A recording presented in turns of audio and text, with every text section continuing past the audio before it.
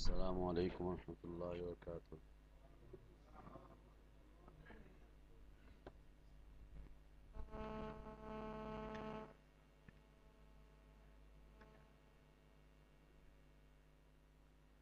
إن الحمد لله نحمده ونستعينه ونستغفره ونعوذ بالله من شرور أنفسنا ومن سيئات أعمالنا.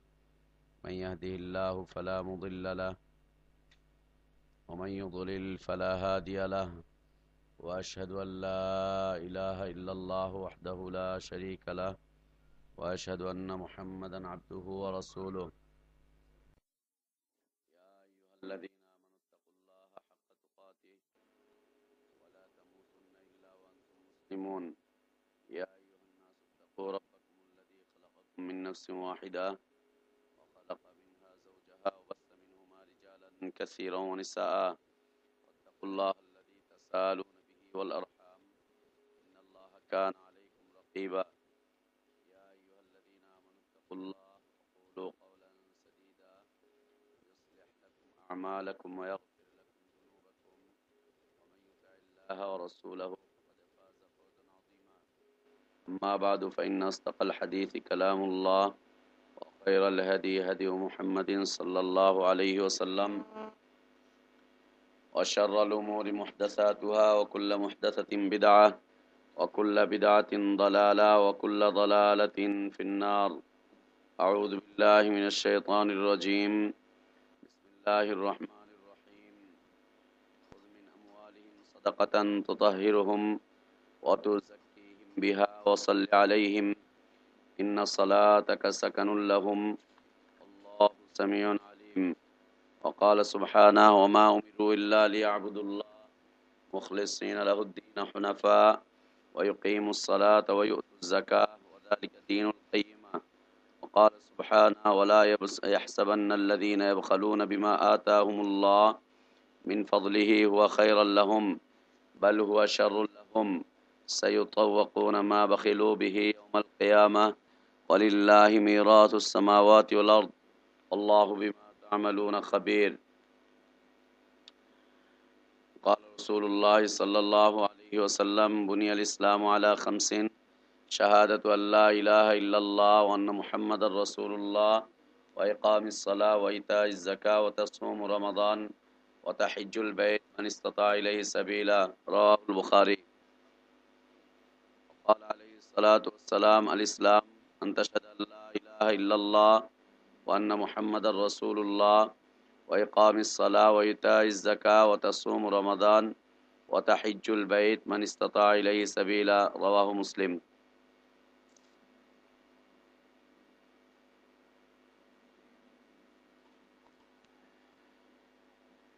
আলহামদুলিল্লাহ, আল্লাহ তাবারক ওয়া তাআলার অসংখ্য শুকরিয়া যে আল্লাহ তাবারক ওয়া তাআলা আমাদেরকে প্রতিদিনের ন্যায় আজকেও, প্রতি রমাদানের ন্যায় আজকেও দ্বীনি তালিমি মজলিসে সমবেত হওয়ার জন্য তৌফিক দান করেছেন। আলহামদুলিল্লাহ। অসংখ্য অগণিত সালাতু সালাম আমাদের প্রিয় নবী মুহাম্মদুর রাসূলুল্লাহ সাল্লাল্লাহু আলাইহি ওয়াসাল্লামের প্রতি, যিনি পৃথিবীর মানুষের জন্য আদর্শ মুআল্লিম হিসাবে এসেছিলেন, আদর্শ মুবাল্লিগ হিসাবে এসেছিলেন, আদর্শ দাঈ হিসাবে এসেছিলেন, যার আদর্শের বাস্তবায়নের মধ্যেই মানবতার কল্যাণ ফিরে আসবে, সেই রাসূলের প্রতি সালাতু সালাম। আল্লাহুম্মা সাল্লি আলা মুহাম্মদ ওয়া আলা আলি মুহাম্মদ কামা সাল্লাইতা আলা ইব্রাহিম ওয়া আলা আলি ইব্রাহিম ইন্নাকা হামিদুম মাজিদ। আল্লাহুম্মা বারিক আলা মুহাম্মদ ওয়া আলা আলি মুহাম্মদ কামা বারাকতা আলা ইব্রাহিম ওয়া আলা আলি ইব্রাহিম ইন্নাকা হামিদুম মাজিদ। আলহামদুলিল্লাহ, আমরা ইসলামের দ্বিতীয় স্তম্ভ, প্রথম এবং দ্বিতীয় স্তম্ভ নিয়ে আমরা আলোচনা পেশ করেছি এবং আমরা এর গুরুত্ব বুঝতে এবং বুঝাতে চেষ্টা করেছি। আল্লাহর কাছে আমরা কামনা করছি, দোয়া করছি, দাবি করছি, আল্লাহ যেন আমাদেরকে এর প্রকৃত গুরুত্ব বোঝার তৌফিক দান করেন। আল্লাহুম্মা আমিন। আজকের আলোচনার বিষয়বস্তু হচ্ছে ইসলামের তৃতীয় স্তম্ভ। ইসলামের তৃতীয় স্তম্ভ তা হচ্ছে যাকাত। কোরআনুল কারীমে আল্লাহ সুবহানাহু ওয়া তাআলা যতবার সালাতের আলোচনা করেছেন ততবার তিনি যাকাতের আলোচনা করেছেন এবং যাকাতের মাসরাফ, কোথায় কোথায় যাকাত প্রদান করতে হবে তার বিস্তারিত বর্ণনা আল্লাহ সুবহানাহু ওয়া তাআলা করেছেন। যাকাত যারা আদায় না করবে তাদের ইহকালীন এবং পরকালীন সমস্যার কথা কোরআনুল কারীম বর্ণনা করেছে। আল্লাহ সুবহানাহু ওয়া তাআলা তার বর্ণনা দিয়েছেন যাকাত অনাদায়ের কারণে কি শাস্তি দুনিয়াতে হবে এবং কি শাস্তি আখিরাতে হবে। আমরা গতকালকে যারা সালাত প্রতিষ্ঠা করছে না, সালাত আদায় করছে না, এর আখিরাতের উখরাবি যে সমস্ত শাস্তিগুলো আছে সেই শাস্তিগুলোর বর্ণনার সাথে সাথে আমরা দুনিয়াতে এর যে কার্যক্রম, দুনিয়াতে এর যে শাস্তি, এর যে গুরুত্ব সেই বিষয়ের দিকে আমরা যৎসামান্য আলোকপাত করতে চেষ্টা করেছিলাম। এই উপস্থিতি পৃথিবীর মানুষের আজকে একটা অনেকগুলো সমস্যার মধ্যে হতে একটা সমস্যা হচ্ছে অর্থনৈতিক সমস্যা। অনেকগুলো সমস্যার মধ্যে হতে এটা একটা বড় ধরনের সমস্যা, সেটা হচ্ছে অর্থনৈতিক সমস্যা। মুসলিম অমুসলিম নির্বিশেষে এই সমস্যায় আজকে ভুগছে। বরং কিছু সংখ্যক কাঁচা দিনী মনীষীর বক্তব্যের কারণে ইসলামের দিকে আঙ্গুলি ইশারা করে পাশ্চাত্য সভ্যতা তথা সমাজতন্ত্র অথবা ক্যাপিটালিজম যেটা রয়েছে পৃথিবীতে, এরা আঙ্গুলি ইশারা করে বলছে ইসলাম কখনো দারিদ্র বিমোচনে সম্ভব নয়। আঙ্গুলি ইশারা করে তারা বলছে ইসলাম মানার কারণে পৃথিবীতে মানুষের কখনো দারিদ্র বিমোচন হওয়া সম্ভব নয়, এটা তারা আঙ্গুলি ইশারা করে বলছে। এর পিছনে কারণ কি, কি কারণটি কাজ করেছে, কেন আজকে তারা এভাবে করে আঙ্গুলি ইশারা করে বলতে সক্ষম হলো যে ইসলামের মাধ্যমে পৃথিবীতে দারিদ্র বিমোচন হতে পারে না? কেন বলছে এই কথা? এর পিছনে কাজ করেছে কিছু সংখ্যক তথা কথিত কাঁচা ইসলামী ব্যক্তিত্বের বিভিন্ন ধরনের ফতোয়াবাজির কারণ। বিভিন্ন ধরনের ফতোয়া পৃথিবীতে ইতিহাস সাক্ষ্য বহন করছে। ইসলাম যত সুন্দরভাবে দারিদ্র বিমোচনের কর্মসূচি দিয়েছে, অন্য কোনো তন্ত্র মন্ত্র ইজম, অন্য কোনো দিক নির্দেশনা পৃথিবীকে এত সুন্দর দিক নির্দেশনা দান করেনি যত সুন্দর দিক নির্দেশনা ইসলাম দান করেছে দারিদ্র বিমোচন করার জন্য। আজকে পৃথিবীতে দারিদ্র বিমোচন করার জন্য কয়েকটি সিস্টেম চালু হয়ে রয়েছে। একটা হচ্ছে কেউ খাবে কেউ খাবে না, তা হবে না, তা হবে না, লুটপাট করো, সম্পদশালীদের থেকে লুটপাট করে এনে নিজেরা ভক্ষণ করো, আর সমাজের তথা কথিত যারা দরিদ্র রয়েছে তাদেরকে প্রদান করো। এই মাধ্যম দিয়ে তারা দারিদ্র বিমোচন করার জন্য প্রচেষ্টা চালিয়ে গিয়েছে, প্রচেষ্টা চালাচ্ছে। এবং যারা এই স্লোগান তুলেছে তারা নিজেরাই এই স্লোগানকে আজকে বর্তমান সময়ে মিথ্যা সাব্যস্ত করছে যে এর মাধ্যমে কোনোদিন পৃথিবী থেকে দারিদ্রতা বিমোচন হতে পারে না। সমাজে উঁচু শ্রেণী থাকবে, সমাজে মধ্যবিত্ত শ্রেণী থাকবে, সমাজে নিম্ন শ্রেণী থাকবে, এটা আল্লাহর বিধান, এটা আল্লাহর বিধান। সমাজে মানুষের ক্যাটাগরি থাকবে, এটা আল্লাহর বিধান, এটা হবে, এটা থাকতেই হবে। যদি সমাজের সবগুলো মানুষ একটা ক্যাটাগরিতে এসে দাঁড়ায়, আপনি বিল্ডিং তৈরি করার জন্য মিস্ত্রি পাবেন কোথায়? আপনিও সম্পদশালী, সেও সম্পদশালী, আপনার মিস্ত্রি আপনি খুঁজে পাবেন না, আপনার দোকানে আপনি কর্মচারী খুঁজে পাবেন না।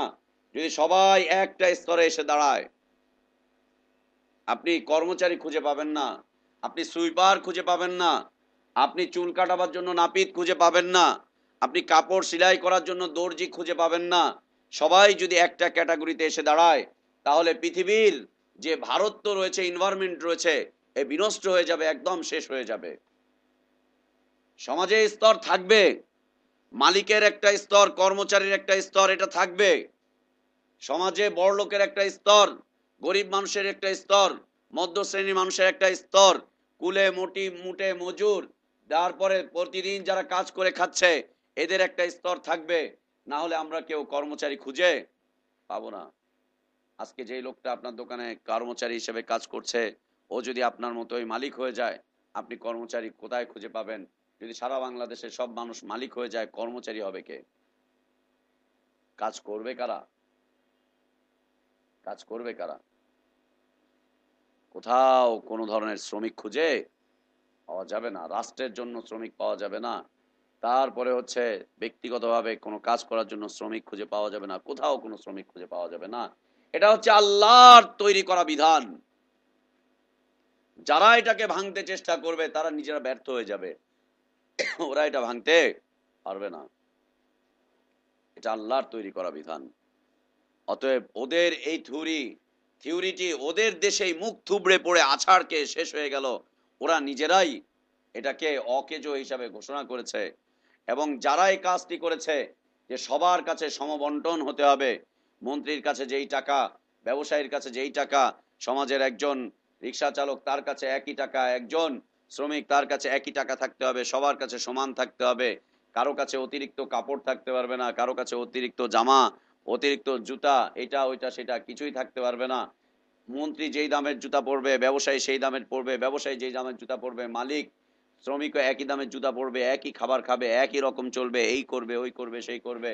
এই যে যে জিনিসটা দেখা দিয়েছে, তারা যারা এই বক্তব্য করেছে তাদের বাড়িতেই দেখা গিয়েছে সম্পদের পাহাড় জমিয়ে রেখেছে। তারা সম্পদের পাহাড় জমিয়ে রেখেছে। যারা স্লোগান তুলেছে যে একটার বেশি দুইটা জুতা থাকবে না, দামি জুতা থাকতে পারবে না, তাদের বাড়িতে গিয়ে দেখা গিয়েছে দামি দামি বিদেশি শুজ পাওয়া যাচ্ছে এবং 80টা 90টা 100টা করে জুতা পাওয়া গিয়েছে তাদের কাছে, অসংখ্য কাপড় চোপড় পাওয়া গিয়েছে এবং সম্পদ জমা করে রেখেছে, নিজের দেশে রাখেনি, তারা বিদেশে নিয়ে সম্পদকে জমা করেছে। সমাজতন্ত্রের এ দাবি, সমাজতন্ত্রের এই দাবি ওদের দেশেই মুখ থুবড়ে পড়েছে। সমাজতন্ত্রের সবচাইতে বড় যে রাষ্ট্রটি ছিল রাশিয়া, রাশিয়া আজকে পৃথিবীতে ধ্বংসের মুখামুখি একটি সাম্রাজ্য, ধ্বংসের মুখামুখি একটি সাম্রাজ্য। ওরা এর মাধ্যমে দারিদ্র বিমোচন করার জন্য চিন্তা ভাবনা করেছিল, একটা গবেষণা, একটা থিওরি দিয়েছিল, যেই গবেষণা থিওরি তাদের নিজেদের দেশেই মুখ থুবড়ে পড়েছিল। আমাদের দেশে যারা এই বস্তা পচা কালচার আনতে চেষ্টা করেছিল, 2-4 বছর নাচানাচি করেছে, পরবর্তীতে দেখা গিয়েছে ওরা নিজেরাই এই কালচারকে ভেঙে চুরে খান খান করে দিয়েছে। ওরা লুটতারাজ শুরু করেছিল বাংলার আনাচে কানাচে, এই জায়গায় সেই জায়গায় লুটতারাজ করেছিল যে কেউ খাবে কেউ খাবে না, তা হবে না তা হবে না, সর্বহারা পার্টি এই নামে ওই নামে সামে তারা লুটতারাজ করে নিজেদের সম্পদের পাহাড় গড়েছিল। পরবর্তীতে ওদেরটাকে আরেকজন লুট করেছে, ওইটাকে নিয়ে যারা গড়েছে তাদেরটাকে আরেকজন লুট করেছে, একজনের লুটেরা আরেকজন লুট, সেই লুটেরা থেকে আরেকটা লুট, এইভাবে করে তারা নিজেরা নিজেদের মধ্যে যুদ্ধ বাঁধিয়ে দিয়েছিল, জনযুদ্ধ গোষ্ঠী, এই গোষ্ঠী সেই গোষ্ঠী তারা এই কাজ করেছিল। এবং একটা পর্যায়ে তাদের এই নেটওয়ার্ক, শক্তিশালী নেটওয়ার্ক, তারা নিজেরা যুদ্ধ বিগ্রহ করে একেবারে ধূলিসাৎ করে দিয়ে তারা এই বাংলাদেশ থেকে একেবারে নিশ্চিহ্ন হয়ে যাওয়ার অবস্থায়, বর্তমান সময় একদম নিশ্চিহ্ন হয়ে যাওয়ার অবস্থায়। যারা জনগণ এবং বড় বড় ব্যবসায়ী এদের থেকে তারতম্য মিটিয়ে দেওয়ার জন্য স্লোগান রাস্তায় রাস্তায় তুলেছিল, আজকে তাদের চরিত্র আমরা দেখতে পাচ্ছি। তারাই জনগণের সাথে বিশাল একটা ব্যবধান তৈরি করে রেখেছে। যারা বর্তমান সময়ে বেশ কিছু মন্ত্রী রয়েছে, এমপি রয়েছে, এইটা ওইটা সেটা, একটা বিশাল ব্যবধান তারা তৈরি করেছে ওয়ার্কার্স পার্টির নামে, কমিউনিস্ট পার্টির নামে, এই নামে সেই নামে। ওরা বলেছিল জনগণ শাসক সব এক কাতারে এসে দাঁড়াবে, এই করবে ওই করবে সেই করবে। ওরা নিজেরাই নিজেদের এই স্লোগানকে এই দেশে ভুল প্রমাণিত করেছে। কিন্তু দুর্ভাগ্যজনক সত্য, আমাদের যুবকেরা এখন পর্যন্ত তাদের সেই চিন্তা চেতনাকে লালন করে নিজেদেরকে একাকার করে ফেলছে ওই চিন্তা চেতনায়। লিডাররা চিন্তা চেতনা ছেড়ে দিয়েছে, কিন্তু ওরা সেই চিন্তা চেতনায় বিভোর হয়ে আছে এখনো পর্যন্ত। এ হচ্ছে দারিদ্র বিমোচন করার জন্য একটা থিওরি তারা তৈরি করেছিল, যে থিওরি মুখ থুবড়ে পড়েছে, অ্যাক্সিডেন্ট করেছে, শেষ হয়ে গিয়েছে। দ্বিতীয় একটা থিওরি যা এখন পর্যন্ত পৃথিবীতে টিকে আছে, দ্বিতীয় একটি থিওরি যা পৃথিবীতে এখন পর্যন্ত টিকে আছে,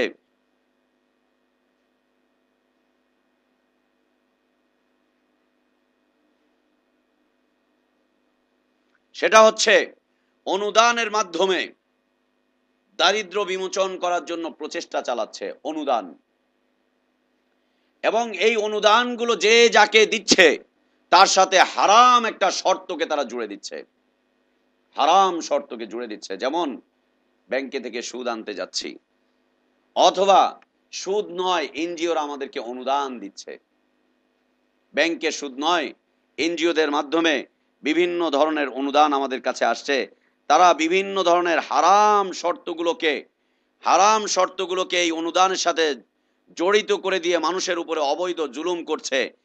দাতারা তাদের বিভিন্ন হারাম শর্তের মাধ্যমে মুসলিম সমাজে বিভিন্ন পাপ কর্ম ছড়িয়ে দিচ্ছে এবং তাদের সংস্কৃতি মুসলিমদের উপরে চাপিয়ে দিয়ে মুসলিমদের তাহজিব তামাদ্দুনকে ধ্বংসের মুখোমুখি দাঁড় করিয়ে দিচ্ছে।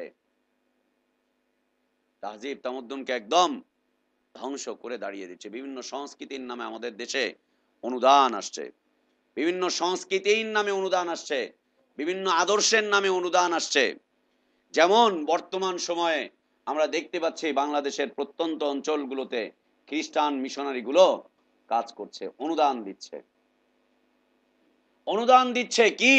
দারিদ্র বিমোচন করতে চাচ্ছি, অমুক এলাকা অজপাড়া গাঁ, এদের শিক্ষা দীক্ষা নেই, এই নাই সেই নাই, এই নামে তারা সেই এলাকায় প্রবেশ করছে, এনজিও লাইসেন্স গ্রহণ করছে, এই করছে সেই করছে। সেখানে গিয়ে মানুষকে, দরিদ্র মানুষগুলোকে এককালীন টাকা দিচ্ছে, বিভিন্নকালীন টাকা দিচ্ছে, আর শর্ত তারা তাদেরকে জুড়ে দিচ্ছে, তোমাদের সন্তানগুলোকে আমাদের স্কুলে পাঠাও। যখন স্কুলে পাঠাচ্ছে, স্কুলে পাঠানোর পরে এই বাচ্চাগুলোর আদর্শকে নষ্ট করছে, আর তাদের বাবা মাদেরকে সপ্তাহে অথবা মাসে একবার করে ডাকছে, তাদের হাতে কিছু তুলে দিচ্ছে এবং তাদের আদর্শগুলোকে বিনষ্ট করে দিয়ে তাদেরকে মুসলিম থেকে নিয়ে অন্য ধর্মে ধর্মান্তরিত করছে। আপনারা যদি খুলনার জিন্নাপাড়া এলাকায় যান, ওখানে গেলে দেখতে পাবেন বিশাল একটা এলাকা রয়েছে যেটা খ্রিস্টান এলাকা হিসাবে পরিচিত। ওই এলাকায় খ্রিস্টান মিশনের মাধ্যমে বিশাল একটা এলাকায় প্লট, এই কি বলে আপনার রিয়েল এস্টেট এলাকা গড়ে তোলা হয়েছে, প্লট এরিয়া গড়ে তোলা হয়েছে। ওইখানে যতজন মানুষ বসবাস করছে প্রত্যেকেই হচ্ছে ধর্মান্তরিত হয়ে খ্রিস্ট ধর্ম গ্রহণ করেছে। দরিদ্র দরিদ্র মানুষগুলোকে, যাদের ব্যবসা করার টাকা নেই, যাদের চাকরি বাকরির কোনো ব্যবস্থাপনা নেই, এদেরকে চাকুরির নামে, ব্যবসার নামে, এবং যাদের ভূমিহীন, এই যাদের কোনো ভূমি নেই, এদেরকে ভূমি প্রদানের নাম করে বিভিন্নভাবে এদেরকে অনুদান দিয়ে তারা তাদের আদর্শকে নষ্ট করে দিয়ে, তাহজিব তামাদ্দুনকে নষ্ট করে দিয়ে ইসলাম থেকে তারা তাদেরকে দূরে সরিয়ে দিচ্ছে। এই চিত্র বাংলাদেশের অনেকগুলো বিভাগে, অনেকগুলো জেলার মধ্যে এই চিত্র রয়েছে। মংলায় চলে যান, একই চিত্র। খাগড়াছড়িতে চলে যান, একই চিত্র। চট্টগ্রামের কক্সবাজার এলাকায় চলে যান, একই চিত্র। চট্টগ্রামের বিভিন্ন পাহাড়তলি এলাকায় চলে যান, একই চিত্র বিরাজ করছে, একই চিত্র। বিশেষ করে যে সমস্ত এলাকাগুলো খুব রিমোট এরিয়া, যেখানে মানুষের সুযোগ সুবিধাগুলো পৌঁছায় না, সেই সমস্ত এলাকায় তারা তাদের এই অনুদানগুলোকে দিয়ে মানুষকে দারিদ্র বিমোচন করার কথাবার্তা বলে তাদেরকে ধর্মান্তরিত করার জন্য প্রচেষ্টা চালাচ্ছে। আফসোস, ধিক্কার বর্তমান সময়ের এই নামধারী মুসলিমদেরকে ধিক্কার। এইভাবে করে তারা একটা ইসলামের সংস্কৃতি, ইসলামের তাহজিব তামাদ্দুন এবং দ্বীনকে ক্ষতিগ্রস্ত করে মানুষকে নিয়ে চলে যাচ্ছে। কেন? মানুষগুলো দরিদ্র, পেটে খাবার নেই, পিঠে তাদের বস্ত্র নেই, তারপরে অসুস্থ অবস্থায় তাদের চিকিৎসা নেই। মানুষের যে মৌলিক কয়েকটা চাহিদা, খাদ্য, অন্ন, বস্ত্র, চিকিৎসা, এগুলো তাদের কাছাকাছি আসছে না। আর ইমানের শিক্ষাও তাদের আশপাশে নেই। ইমানের শিক্ষাটুকু না থাকার কারণে ওর এই দারিদ্রতা ওকে বিধর্মী করে তুলে ধরছে, অন্য ধর্মের দিকে ওকে পরিচালিত করছে। এ হচ্ছে তৃতীয় পদ্ধতি, অনুদানের মাধ্যমে। 3 নম্বর পদ্ধতি, বিশ্ব ব্যাংকের থেকে ঋণ নেওয়া হচ্ছে সুদের শর্তে। বিশ্ব ব্যাংকের থেকে ঋণ নেওয়া হচ্ছে সুদের শর্তে, যা আমাদের রাষ্ট্র নিচ্ছে, অন্যান্য রাষ্ট্রগুলো নিচ্ছে এবং মুসলিম রাষ্ট্রগুলো নিচ্ছে। এর মাধ্যমে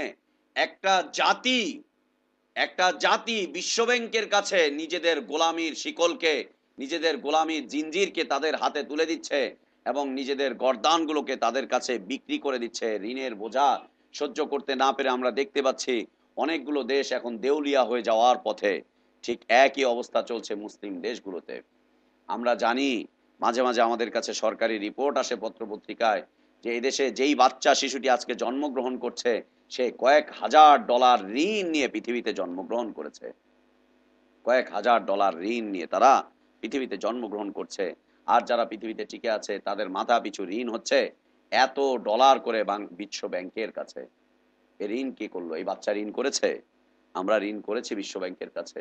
আমরা প্রতিদিন শ্রম দিচ্ছি, ঘাম জড়াচ্ছি, আমরা প্রচেষ্টা চালাচ্ছি যে কোনোভাবে হালাল পথে চলার জন্য। বিশ্ব ব্যাংকের কাছে ঋণ কে করলো? আমরা তো ঋণ করিনি বিশ্ব ব্যাংকের কাছে, কিন্তু রাষ্ট্র আমাদেরকে বিশ্ব ব্যাংকের কাছে ঋণই করে তুলে ধরেছে। ওদের থেকে নিয়ে আসছে কেন? রাস্তা ঘাট, কালভার্ট, ব্রিজ, তারপরে শিক্ষা, সংস্কৃতি, এইটা ওইটা সেইটা, আপামর জনগণের নাম দিয়ে তারা জনগণের এইটার উন্নয়ন সেটার উন্নয়ন এই সেই কথা বলে সুদের শর্তে দাতাদের থেকে ঋণ নিয়ে এসে একটা দেশের মানুষকে অভিশপ্ত একটা পথের দিকে ঠেলে দিচ্ছে। আর আমরা সেগুলোকে বরণ করে নিতে বাধ্য হচ্ছি। ঋণের বোঝা মাথায় নিয়ে জন্মগ্রহণ করেছি, ঋণের বোঝা মাথায় নিয়ে পৃথিবীতে টিকে আছি, আর ঋণের বোঝা মাথায় নিয়ে আবার পৃথিবী থেকে আমরা চলে যাচ্ছি। লা ইলাহা ইল্লাল্লাহ। এই যে ৩-৪টা থিওরি, বড় বড় অনুদানগত থিওরি, আর বিশ্ব ব্যাংকের সুদের থিওরি, বিশ্ব ব্যাংকের সেই সুদের থিওরিতে আমাদের দেশ ঋণ নিয়ে আসছে, আর আমাদের ব্যাংকগুলো ঋণ নিয়ে আসছে। আর ব্যাংকের এই ঋণগুলো এরা আবার চাপিয়ে দিচ্ছে সাধারণ মানুষের হাতে। একটা মহিলা তার দিনকাল কোন রকম চলে যাচ্ছিল, খেয়ে দেয়ে কোন রকম সে চলে যাচ্ছিল, তাকে গিয়ে প্রলোভন দেখানো হচ্ছে, তুমি এই দারিদ্রতার কষাঘাতে আর কত চলবে, তুমি স্বামী কর্তৃক নির্যাতিত হচ্ছ, হ্যান হচ্ছ ত্যান হচ্ছ, আসো ঋণ নাও, তুমি ছাগল কিনো, তুমি এইটা কিনো, তুমি জমি করো, তুমি একটা দোকান করো, হ্যান করো ত্যান করো, তুমি ঋণ নাও, সুদ নাও, দেখবে তোমার সংসারে হাসি ফুটবে, হ্যান হবে ত্যান হবে, এই সেই। এই বলে তাকে ঋণের বোঝা চাপিয়ে দিচ্ছে। চাপিয়ে দিতে দিতে একটা পর্যায়ে গিয়ে দেখা যাচ্ছে এই মহিলার বাস্তব ভিটা পর্যন্ত তারা কেড়ে নিচ্ছে। এদেশের এনজিও গুলো তাই করছে। হাজারে একটা লোকের ভাগ্যের উন্নয়ন ঘটতে পারে, হাজারে 10টা লোকের ভাগ্যের উন্নয়ন ঘটতে পারে। এটা আসলে ভাগ্যের উন্নয়ন ঘটা নয়, এটা আসলে ভাগ্যের উন্নয়ন ঘটা নয়। আমাদের পরিচিতদের মধ্যে আমারই একদিনই ভাই আমাদেরই একদিনই ভাই, আপনার বললে চিনবেন। এই ছেলেটার বাবা মৃত্যুবরণ করলো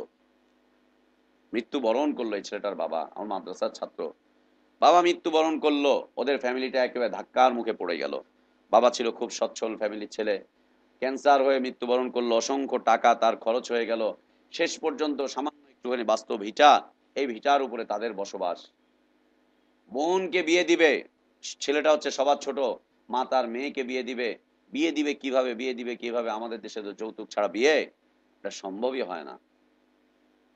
এই যৌতুক মৌতুক এই সেই প্রলোভনে পড়ে কিভাবে বিয়ে দিবে? এনজিও থেকে ঋণ। তারপরে কিভাবে চলবে? উনি মারা যাওয়ার পরে এই মহিলা একটু শাক এখানে চাষ করে, ওইখানে আরেকটু কিছু চাষ করে, এখানে একটু কিছু লাগায়, পাটি তৈরি করে, কাপড় সেলাই করে, কেতা সেলাই করে, এই দিয়ে তার সংসারটা মোটামুটি ভাবে চলে যাচ্ছিল, খেয়ে না দিয়ে চলে যাচ্ছিল। একটা পর্যায়ে আমাদের দেশের এই সমস্ত দাদারা যারা মানুষের কল্যাণের জন্য মায়া কান্না কাঁদেন, তাদের মধ্যে হতে কয়েকজন এসে উপস্থিত। আহারে বুবুরে, আপনার জীবনটা তো শেষ হয়ে যাচ্ছে রে বুবু, কি যে করছেন গো বুবু, একটুখানি ঋণ নেন, 2-4টা ছাগল কিনেন, এই করেন, মেয়েটাকে বিয়ে দেন, আস্তে আস্তে সব ঠিক হয়ে যাবে, হ্যান হয়ে যাবে ত্যান হয়ে যাবে। লা ইলাহা ইল্লাল্লাহ। মাত্র কয়েক বছরের মাথায় 8-10 হাজার টাকা ঋণ, মাত্র কয়েক বছরের মাথায় 4.5 লক্ষ টাকা এসে দাঁড়ালো। এই মহিলা এখন কোত্থেকে দেয়? এই দিন এসে ঘর থেকে এইটা কেড়ে নিয়ে যায়, ওই দিন এসে চাল খুলে নিয়ে যায়, সেদিন এসে এটা করে সেটা করে, গ্রামে বিচার বসায়। শেষ পর্যন্ত মহিলার অবস্থা দাঁড়ালো, এর ঋণ মিটাবার জন্য ওর থেকে ঋণ নেয়, ওর ঋণ মিটাবার জন্য ওর থেকে ঋণ নেয়, ওর ঋণ মিটাবার জন্য ওর থেকে ঋণ নিচ্ছে। ঋণ নিতে নিতে শেষ অবস্থায় শেষ পর্যন্ত বাস্তব ভিটাটুকু বিক্রি করে দিয়ে এই ঋণের বোঝা মাথা থেকে নামালো মাত্র কয়েক মাস আগে। এখন বাস্তব হারা হয়ে তাদের জীবন চলছে। একটা দুইটা চিত্র এরকম নয়, চিত্র একটা দুইটা নয়। পাশাপাশি আমাদের স্কলারগণ জাকাত ভিত্তিক অর্থনৈতিক ব্যবস্থা, যা আল্লাহর পক্ষ থেকে প্রদত্ত, পৃথিবীর মানুষের দারিদ্র বিমোচন করার জন্য আল্লাহর পক্ষ থেকে যে কর্মসূচি চলে এসেছে, এই জাকাত ভিত্তিক অর্থনৈতিক কর্মসূচি, যেটাকে আল্লাহ সুবহানাহু ওয়া তাআলা একদম সহজ করে তুলে ধরেছেন, এই সহজ একটা ব্যবস্থাপনাকে এত কঠিন করে তুলে ধরেছে, যে মানুষ আর জাকাত আজকে আদায় করছে না। সমাজের হত দরিদ্র মানুষগুলো জাকাতের এই টাকা না পেয়ে তারা চলে যাচ্ছে সুদের দিকে, অনুদানের দিকে, অথবা ভিন্ন কোন হারাম পথ পদ্ধতির দিকে। আল্লাহু আকবার। আল্লাহ সুবহানাহু ওয়া তাআলা যাকাত ভিত্তিক অর্থনৈতিক ব্যবস্থা নবুয়তের 16তম বা 17তম বর্ষে আল্লাহ সুবহানাহু ওয়া তাআলা অবতীর্ণ করলেন। মাত্র কয়েক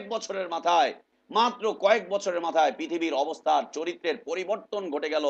এমন একটা অবস্থা সৃষ্টি হলো যে মুসলিম বিশ্বে দরিদ্র মানুষ খুঁজে পাওয়া যাচ্ছে না। যেই ব্যক্তিটিকে দরিদ্র মনে করে আরেকজন লোক জাকাত দেওয়ার টাকা নিয়ে আসছে, সেই দরিদ্র ব্যক্তিটি বলছে, আমি তো জাকাতের টাকা নিয়ে বসে আছি আজকে কয়েকদিন যাবত, আমি কোনো ফকির মিসকিনকে খুঁজে পাচ্ছি না যে আমার জাকাতের টাকাটাকে দিব।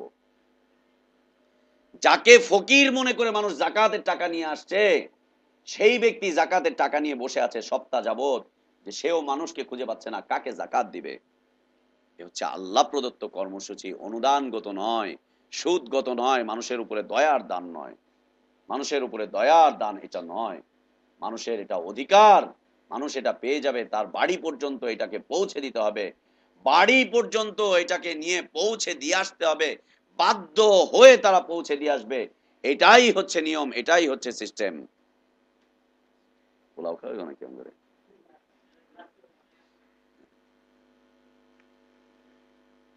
ইসলাম অর্থনৈতিক সমৃদ্ধি দিয়েছে, ইসলাম দারিদ্র বিমোচনের কর্মসূচি দিয়েছে। এই দারিদ্র বিমোচন করার জন্য দরিদ্র ব্যক্তি আপনার কাছে এসে সাহায্য মাংবে, সাহায্য চাইবে, বিষয়বস্তু এমন নয়। গরিবের বাড়িতে গিয়ে ধনবান ব্যক্তিরা টাকা দিয়ে আসবে। লুট করার প্রশ্ন আসেই না। কখন লুট করার প্রশ্ন আসবে? না দিলে না লুট করবেন। আমি যখন আপনার বাড়িতে গিয়ে পৌঁছে দিয়ে আসবো আপনার অধিকারটুকু, আপনার পাওনাটুকু, আপনি কখন এসে আমার উপরে কলম আর ছুরি ধরবেন? কখন ধরবেন? লা ইলাহা ইল্লাল্লাহ। মুসলিম উম্মাহ আজকে তাদের এই সুন্দর সুন্দর সংস্কৃতিগুলো, এই সুন্দর সুন্দর তাজিব তামাদ্দুন গুলো, এই সুন্দর সুন্দর ব্যবস্থাগুলোকে এমন ভাবে পদদলিত করেছে যে আজকে এই বাতেল শক্তিগুলো আঙ্গুল উঠিয়ে দিয়ে বলতে বাধ্য হচ্ছে যে তুমি ইসলামে যাচ্ছ, তুমি দরিদ্র থেকে দরিদ্র হয়ে পড়বে, তুমি ইসলাম মানছো, তুমি ভিক্ষুক হয়ে থাকবে। এই জন্য রাস্তায় ঘাটে আমরা যতগুলো ভিক্ষুক দেখি সবগুলোকে দেখছি এসে বলছে লা ইলাহা ইল্লাল্লাহ, আম্মা দুগা ভিক্ষা দেন। এসে সকালবেলায় গেটে কড়া নাড়ছে, আম্মা গো দুগা ভিক্ষা দেন গো, লা ইলাহা ইল্লাল্লাহ মুহাম্মাদুর রাসূলুল্লাহ, আম্মা ভিক্ষা দেন গো। ওরা বুঝিয়ে দিচ্ছে যে ইসলাম আমাদেরকে দারিদ্র বিমোচনের পথ দেখাচ্ছে না। লা ইলাহা ইল্লাল্লাহ, এটাই কি ইসলাম? আস্তাগফিরুল্লাহ ওয়া আতুবু ইলাইহি। ইসলামের দাওয়াত চলে আসলো মাত্র 23 বছরের জীবনে। আল্লাহ রাসূল সাল্লাল্লাহু আলাইহি ওয়াসাল্লাম মাত্র 23 বছরের মধ্যে হতে 14 বা 15তম বর্ষে মুসলিমদের হাতে আসা শুরু করে দিল সম্পদ। আর আল্লাহ রাসূল সাল্লাল্লাহু আলাইহি ওয়াসাল্লাম বন্টন করা শুরু করলেন। যেই মুসলিমরা কয়েকদিন আগে না খেয়ে থাকতো, সেই মুসলিমরা আজকে ধনবান হয়ে যাচ্ছে মাত্র কয়েক বছরের কর্মসূচিতে। এই দেশে ইসলাম কি মাত্র 8-10 বছর আগে প্রবেশ করেছে? মাত্র 50 বছর আগে প্রবেশ করেছে? কেন এই দেশের মানুষ এখনো পর্যন্ত ইসলামের নামে কেন এখন পর্যন্ত ভিক্ষাবৃত্তি করে বেড়াচ্ছে?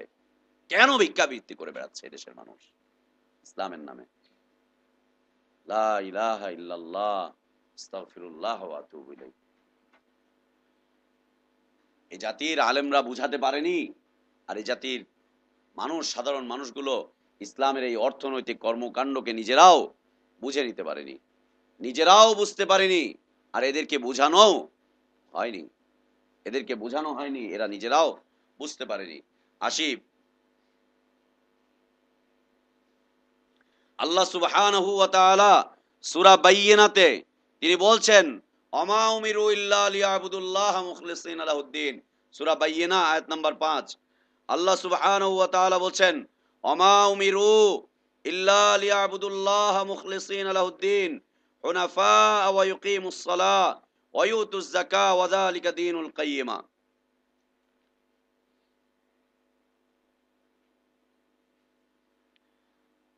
আল্লাহ সুবহানাহু ওয়া তাআলা বলছেন, ওমা উমিরু ইল্লা লিয়াবুদুল্লাহ মুখলিসিনা লাহুদ্দিন। তাদেরকে আদেশ করা হয়েছে ইখলাসের সাথে, একমাত্র কেবলমাত্র শুধুমাত্র কার ইবাদত করার জন্য? আল্লাহ সুবহানাহু ওয়া তাআলার ইবাদত করার জন্য। এক নাম্বার শর্ত, আল্লাহ তাওহীদের বাস্তবায়ন করো, তাওহীদ ভিত্তিক জীবন ব্যবস্থাকে গড়ে তোলো, এক আল্লাহর ইবাদত করো, আল্লাহর ইবাদতের সাথে অন্য কাউকে অংশীদার সাব্যস্ত করো না। এই ইবাদত করতে গিয়ে একনিষ্ঠতার সাথে ইবাদত করো। একনিষ্ঠ হয়ে করো, তাওহীদের সাথে করো। হুনাফা ওয়া ইউকিমুস সালাহ, সালাত প্রতিষ্ঠা করো। ওয়া ইউতুজ যাকাত, এবং যাকাত প্রদান করো। ওয়াদালিকা দীনুল কাইয়্যিমা, এটা হচ্ছে প্রতিষ্ঠিত একটা দিন, যে দিনকে ভাঙা যাবে। হ্যাঁ, যে দিনের কাছে অন্য অন্য ধর্মগুলো এসে ভেঙে চুরে খানখান হয়ে যাবে। কিন্তু আজকে সেদিন আমরা দেখতে পাচ্ছি পৃথিবীর মানুষগুলো সেদিনকে ভাঙার একটা চক্রান্ত করে ফেলছে মুসলিমদের মধ্যে হতে, তথাকথিত নামধারী মুসলিমদের মধ্যে হতে। আল্লাহ সুবহানাহু ওয়া তাআলা বলছেন সূরা বাকারা আয়াত নাম্বার 43, ওয়াকিমুস সালাহ ওয়া আতুজ যাকাত ওয়ারকাউ মা'আর রাকিঈন, তোমরা সালাত প্রতিষ্ঠা করো, যাকাত আদায় করো, এবং রুকুকারীদের সাথে তোমরা রুকু করো। আল্লাহ সুবহানাহু ওয়া তাআলা সূরা তাওবা আয়াত নাম্বার 100, আয়াত নাম্বার 15, শুধু 15, আল্লাহ সুবহানাহু ওয়া তাআলা বলছেন ফাইন তাবু ওয়া আকামুস সালাহ ওয়া আতাউজ যাকাত ফাইখওয়ানুকুম ফিদ্দিন, তারা যদি সকল প্রকার শিরিক বিদআত থেকে তওবা করে চলে আসে এবং সালাত প্রতিষ্ঠা করে, যাকাত আদায় করে, তাহলে তারা তোমাদের দ্বীনগত ভাই, তাহলে তারা তোমাদের দ্বীনী ভাই। যে ব্যক্তি সালাত প্রতিষ্ঠা করবে, যাকাত আদায় করবে, তারা হচ্ছে কে? আমাদের দ্বীনী ভাই, তারা হচ্ছে আমাদের দ্বীনী ভাই। কে? আল্লাহ সুবহানাহু ওয়া তাআলা বলছেন সূরা তাওবা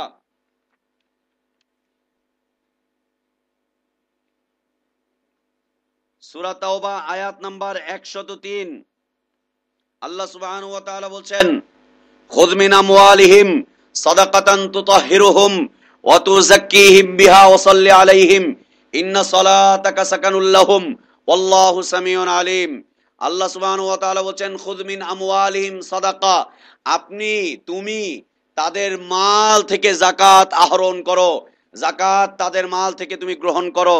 সাদাকাতান তুতাহহিরুহুম, এই যাকাত আদায় করলে, যাকাত গ্রহণ করলে কি হবে? যাকাত গ্রহণের মাধ্যমে তুমি তাদেরকে পবিত্র করবে। মুসলিমদের মালের পবিত্র হয়, মুসলিমদের ব্যক্তি চরিত্রের পবিত্রতা অর্জন হয় কিসের মাধ্যমে? যাকাত আদায়ের মাধ্যমে। তুতাহিরুহুম ওয়া তুযাক্কিহিম বিহা, এবং তাদেরকে তুমি পরিশুদ্ধ করো। ওয়াসাল্লি আলাইহিম, এবং তাদের উপর তোমরা দোয়া করো। আল্লাহ বলেন ইন্না সালাতাকা সাকানুল লাহুম আল্লাহু সামিউন আলিম। আল্লাহ রাসূল সাল্লাল্লাহু আলাইহি ওয়াসাল্লামকে জিবরিল আমিন আলাইহিস সালাতু ওয়াস সালাম এসে ইসলাম সম্পর্কে প্রশ্ন করছেন যে মুহাম্মদ, আপনি ইসলাম সম্পর্কে বলেন, ইসলাম কি? আখবিরনি আনিল ইসলাম, ইসলাম কি? রাসূল সাল্লাল্লাহু আলাইহি ওয়াসাল্লাম সোজা বলে দিলেন ইসলাম হচ্ছে শান্তির ধর্ম। অথবা তিনি বলে দিলেন ইসলাম হচ্ছে ধর্মনিরপেক্ষ ধর্ম। ইসলামই তো সবচাইতে বড় ধর্মনিরপেক্ষতার কথা বলে। লা ইলাহা ইল্লাল্লাহ। এদেশের একজন প্রথিত যশা শিক্ষিত ব্যক্তিত্ব, যার অসংখ্য ডিগ্রি রয়েছে, তিনি তার এক বক্তব্যের মধ্যে বলছে আল্লাহই তো ধর্মনিরপেক্ষ, আল্লাহই তো ধর্মনিরপেক্ষতার কথা বলে, ইসলামই হচ্ছে পৃথিবীর একমাত্র ধর্মনিরপেক্ষ ধর্ম ব্যবস্থা। তিনটা বক্তব্য করেছিল আজকে থেকে প্রায় 10-12 বছর আগে। আল্লাহকে বলেছে আল্লাহ নাকি ধর্মনিরপেক্ষ, অথচ আল্লাহ বলছেন ইন্নাদ দীনা ইনদাল্লাহিল ইসলাম মান ইয়াবতাগি গায়রাল ইসলামি দীনান ফালা ইউকবালা মিন। আল্লাহকে ধর্মনিরপেক্ষ মতবাদের জনক বানিয়ে দিল। ইসলামকে বলল ইসলাম হচ্ছে ধর্মনিরপেক্ষ মতবাদ। পৃথিবীতে সর্বপ্রথম নিরপেক্ষ ধর্মের কথা ইসলাম বলেছিল। ইসলাম ধর্মনিরপেক্ষতার কথা বলে না ইসলাম ইসলামের কথা বলে? ইসলাম দিন ইসলামের কথা বলে, ধর্মনিরপেক্ষ নয়। তিনি আবার সুন্দর করে বলেছিলেন যে ধর্মনিরপেক্ষতা আপনারা খুঁজে পান না, বুখারী শরীফে হাদিস খুঁজে দেখেন। বুখারী শরীফে বুখারী শরীফে রাসূল বলেছে লাকুম দীনুকুম ওয়ালিয়া দীন। বুখারী শরীফের হাদিস লাকুম দীনুকুম ওয়ালিয়া দীন। তাকে আবার পৃথিবীর মানুষ ডিগ্রি দেয়। হ্যাঁ, যে হয় হোক, আপনারা এত টেনশন করেন না। শুধু জাহিলিয়াতকে চিনেন। আমরা দোয়া করি আল্লাহ তাকে হেদায়েত দান করেন। উনি হেদায়েত পেয়ে গেলে আমাদের কোনো লস হবে না, আর হেদায়েত না পেলে আমাদের কোনো লাভ হবে না। হেদায়েত পেয়ে গেলে আলহামদুলিল্লাহ আমাদের একজন মুমিন ভাই বাড়বে, একজন মুমিন ব্যক্তি বাড়বে, ইসলামের শক্তি বাড়বে। আলহামদুলিল্লাহ, হেদায়েত পেয়ে যাক। আমরা দোয়া করি যে ইসলামকে আপনি ধর্মনিরপেক্ষ ধর্ম হিসাবে উপস্থাপন করতে যেন না। ইসলাম হচ্ছে পৃথিবীর কালজয়ী একটি আদর্শ ভিত্তিক জীবন ব্যবস্থার নাম হচ্ছে ইসলাম, যাকে আজকে পর্যন্ত কেউ পরাজিত করতে পারেনি। দেখতে পাচ্ছি যে পরাজিত, আসলে ইসলাম পরাজিত নয়। ইসলাম যেখানে প্রবেশ করেছে সেখানে ইসলাম বিজয় লাভ করেছে। মানুষগুলো পরাজিত হয়েছে কেন? তারা ইসলামকে ছেড়ে দিয়েছে, তাই পরাজিত হয়েছে। ওটা মানুষের পরাজয়, ইসলামের পরাজয় নয়। আজকে এদেশের মানুষ যদি ইসলামকে বর্জন করে, ইসলাম এদেশ থেকে আরো পূর্বে চলে যাবে, অথবা পশ্চিমে যাবে, অথবা উত্তরে যাবে, দক্ষিণে চলে যাবে। যে এলাকার মানুষ ইসলামের মাধ্যমে বিজয়ী হতে চাইবে, ইসলাম তাদের কাছে চলে যাবে। ওরা যদি আবার ইসলামকে ছেড়ে দিয়ে নিজেরা পরাজিত হয়, তো ওরা হবে, তাতে ইসলামের কিছু যায় আসে না, কিছুই যায় আসে না ইসলামের। আল্লাহ রসুল সাল্লাল্লাহু আলাইহি ওয়াসাল্লামকে জিজ্ঞেস করা হয়েছিল যে আল্লাহ রসুল মুহাম্মদ, আখবিরনি আনিল ইসলাম, ইসলাম সম্পর্কে আপনি বলেন। আল্লাহ রসুল সাল্লাল্লাহু আলাইহি ওয়াসাল্লাম উত্তর করছেন, আল ইসলাম আন তাশহাদু আল্লা ইলাহা ইল্লাল্লাহ ওয়া আন্না মুহাম্মাদার রাসূলুল্লাহ ওয়া ইকামিস সালাহ ওয়া ইতাইজ যাকাহ। ইসলাম হচ্ছে এই কথার সাক্ষ্য দিবে আল্লাহ ছাড়া সত্যি কোনো ইলাহ নেই, মাবুদ নেই। মুহাম্মদ সাল্লাল্লাহু আলাইহি ওয়াসাল্লাম আল্লাহর রাসূল এই কথার সাক্ষ্য প্রদান করবে, সালাত প্রতিষ্ঠা করবে এবং যাকাত আদায় করবে। আদায় মানে কি? আদায় মানে আপনি আপনার ঘরে রাখবেন আর মানুষ এসে নিয়ে যাবে, তাই আদায়। আদায় মানে হচ্ছে আপনাকে গিয়ে আদায় করে দিয়ে আসতে হবে। মানুষ সালাত আদায় করতে কোথায় যায়? মসজিদে যায়। আদায় করার জন্য যেতে হয়, আদায় করার জন্য যেতে হয়। আপনি আপনার ঘরেই আদায় করতে চাচ্ছেন, ঘরে আদায় করার জন্য আপনাকে প্রস্তুতি নিয়ে একটা জায়গায় গিয়ে দাঁড়াতে হবে। এটা হচ্ছে আদায়। আদায় মানে আপনি ঘরে রাখবেন আর টিভি ক্যামেরাকে ডাকবেন আর কিছু কাপড় চোপড় কিনে আনবেন আর মাইকিং করে দিবেন যে বড় মিয়া সাহেব বড় গরু দিচ্ছে, জাকাতের গরু, অথবা বড় মিয়া সাহেব এটা দিচ্ছে, ওইটা দিচ্ছে, সেটা দিচ্ছে, এই বলে ব্যাস টিভি ক্যামেরা আসবে আর মানুষের উপচে পড়া ভিড় লাগবে। আর জাতাজাতি করে দরিদ্র মানুষগুলো জাকাত নিতে এসে জাতাজাতি করে তারা মৃত্যুবরণ করবে। এটা এদেশের চিত্র নয়? পত্রপত্রিকা আসছে না প্রতি বছর? জাকাতের লুঙ্গি আনতে গিয়ে পদপিষ্ট হয়ে 6 জন 7 জন মারা যাচ্ছে। জাকাতের আবার লুঙ্গি হয় নাকি? জাকাতের আবার শাড়ি হয় নাকি? মার্কেটে মার্কেটে দেখেন না, ব্যানার লাগিয়ে দেয় এখানে জাকাতের শাড়ি পাওয়া যায়, এখানে জাকাতের লুঙ্গি পাওয়া যায়। জাকাতের লুঙ্গি শাড়ি আবার কি জিনিস? পৃথিবীর ইতিহাসে বিরল ঘটনা, বাঙালিরা যে কাজ করছে, জাকাতের শাড়ি এবং লুঙ্গি পৃথিবীর কোথাও খুঁজে পাবেন না, এই ভারতবর্ষ ছাড়া। এর আগে আমরা বলেছিলাম একবার যে ভারতবর্ষের মানুষ হচ্ছে আজব মানুষ। ও নিজেরা আজব আর মানুষকে কি করে? তাজ্জব করে দেয়। নিজেরা আজব। পৃথিবীর সবটা আশ্চর্য নাকি খুঁজে খুঁজে পাওয়া যাচ্ছে না, ভারতবর্ষের মানুষকে এরা চোখেই দেখে না। পৃথিবীর সবটা আশ্চর্য নয়, পৃথিবীর যত আশ্চর্য আছে সকল আশ্চর্যের মধ্যে হতে প্রথম আশ্চর্য হচ্ছে ভারতবর্ষের মানুষ। প্রথম আশ্চর্য। এর মধ্যে হতে আরো বড় আশ্চর্য হচ্ছে এদেশের মৌলবী। 1 নাম্বার কোয়ালিটিতে আছে, 1 নাম্বার এদেশের মৌলবীরা। ও যে কি বলে, ও যে কি করে, কোনো কিছুর পাত্তা খুঁজে পাওয়া যাচ্ছে না। আশ্চর্য জিনিস খুঁজে পায় না বাংলাদেশের মৌলবীদের, ওরা চোখেই দেখে না। আল্লাহু আকবার। তো এই কোরআনুল কারীম বর্ণনা করছে ওমা উমিরু ইল্লা লিয়াবুদুল্লাহ মুখলিসিনা লাহুদ্দিন, তাওহীদের কথা বলছে, হুনাফা ওয়া ইকিমুস সালাত, তারপরে হচ্ছে সালাত প্রতিষ্ঠার কথা বলছে, যাকাত আদায় করার কথা বলছে, যাকাত আদায় করে দিয়ে আসেন। আল্লাহর রাসূল সাল্লাল্লাহু আলাইহি ওয়াসাল্লাম বলেছেন যে সেই দান আল্লাহর কাছে খুব প্রিয় যে দানটা গোপনে করা হয়। আর আল্লাহ সুবহানাহু ওয়া তাআলাও বলছেন যে তোমরা গোপনে দান করো, এটা হচ্ছে তোমাদের জন্য বেশি পরিশুদ্ধি, গোপনে দান করো। তো এই যাকাত, যাকাত কি করবে? যাকাত আমাদের দেশে একটা প্রচলিত শব্দ রয়েছে, 1 কোটি টাকার যে লোক মালিক তার যাকাত আসবে কত টাকা? 2.5 লক্ষ টাকা। ওয়াল্লাহ, 2.5 লাখ টাকা দিয়ে দিলাম, তার মানে শেষ, 2.5 লাখ টাকাই শেষ, 2.5 লাখ টাকাই শেষ। বুঝিয়ে দেওয়া হয়েছে যে যাকাতের মাধ্যমে তোমার মাল কমে যাচ্ছে, মাল কমে যাচ্ছে, মাল নষ্ট হয়ে যাচ্ছে, জাকাতের মাধ্যমে মাল শেষ হয়ে যাচ্ছে। এই জন্য কি করতে হবে? 1 কোটি টাকা যদি ব্যাংকে রাখেন তাহলে বছরে কত আসবে? কত আসবে? অসংখ্য টাকা আসবে। এখন তো আবার কত সুন্দর সুন্দর অ্যাড, অর্ধেক 50% সুদ, তারপরে আবার দিয়েছে একটু বেশি। দেখেন না ওই যে রাস্তায় রাস্তায় বিলবোর্ড গুলো লাগিয়েছে, 50%, 50 ভাগ আপনাকে বৃদ্ধি করা হবে বছরে। এরপরে আবার দিয়েছে আরেকটু বেশি। বউ কি সুন্দর করে কান্দে হাত দিয়ে হাসতেছে, আরেকটু বেশি। দেখেন না বিলবোর্ড গুলো, জাহিলিয়াতের চিত্রগুলো দেখবেন না রাস্তায় রাস্তায়, দেখেন একটু বেশি, কত মজা। ব্র্যাক ব্যাংকের অ্যাড দিয়েছে, নাসির ভাই বলে যতবার ওইটার দিকে আমি তাকাই আমার ঘৃণায় মনে হয় যেন থুতু মারি। কি সুন্দর করে দাঁত 32টা বের করে হাসতেছে, সুদের সবগুলো বের করে হাসতেছে, সুদ। আল্লাহু আকবার। আপনি একজন ব্যবসায়ী, খালি ব্যবসায়ী হিসেবে নামটুকু লেখাতে পেরেছেন, আপনার বাড়িতে এসে আপনাকে ত্যক্ত করে তুলবে সুদ নেওয়ার জন্য। কেন? ওরাই থিওরি দিয়েছে আপনি টাকা নেন, টাকা বৃদ্ধি পাবে, সুদে সুদে সুদে সুদে বৃদ্ধি পাবে। আর এ কথা বুঝিয়ে দিয়েছে জাকাত দেন তো টাকা কমে যাবে। আল্লাহু আকবার! ১ কোটি টাকায় ২.৫ লক্ষ টাকা জাকাত চলে যাচ্ছে, তার মানে কি? ৫০ লক্ষ টাকায় আপনার সোয়া লক্ষ টাকা চলে যাচ্ছে, তার মানেটা কি? সোয়া লক্ষ টাকা, ওরে বাবা! সোয়া লক্ষ টাকা দিয়ে কত কিছু করা সম্ভব। শেষ হয়ে যাচ্ছে, তাই না? আল্লাহু আকবার! আল্লাহ সুবহানাহু ওয়া তাআলার ওয়াদা হচ্ছে যাকাতের মাধ্যমে আল্লাহ সুবহানাহু ওয়া তাআলা মালকে বৃদ্ধি করেন। ওর ঈমান নাই, ও শাহাদা দিতে পারে না, এজন্য বিশ্বাস করে না। ও শাহাদা দিক আজকে। আজকে থেকে ও শাহাদা দিক, এদেশের ব্যবসায়ীরা আজকে থেকে শাহাদা দিক।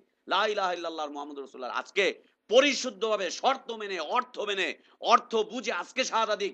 ও দেখতে পাবে আগামী ১ বছরে ও যদি যাকাত আদায় করে আল্লাহ তাআলা ওর মালকে বৃদ্ধি করে দিবেন। এটা আল্লাহর ওয়াদা। ২.৫ লক্ষ টাকা যাবে, কিন্তু কত লক্ষ টাকা এর ভিতরে প্রবেশ করবে ও নিজে টেরও পাবে না। আল্লাহ তাআলা কত যাকাত, কত বদলা দিবেন তাকে, কত দিবেন। আল্লাহু আকবার! আল্লাহ তাআলা বলছেন ইয়ামহাকুল্লাহুর রিবা ওয়া ইউরবিস সাদাকাত। আল্লাহ তাআলা সুদকে নিশ্চিহ্ন করতে যাচ্ছেন, আর সাদাকাকে আল্লাহ তাআলা প্রবৃদ্ধি দিচ্ছেন।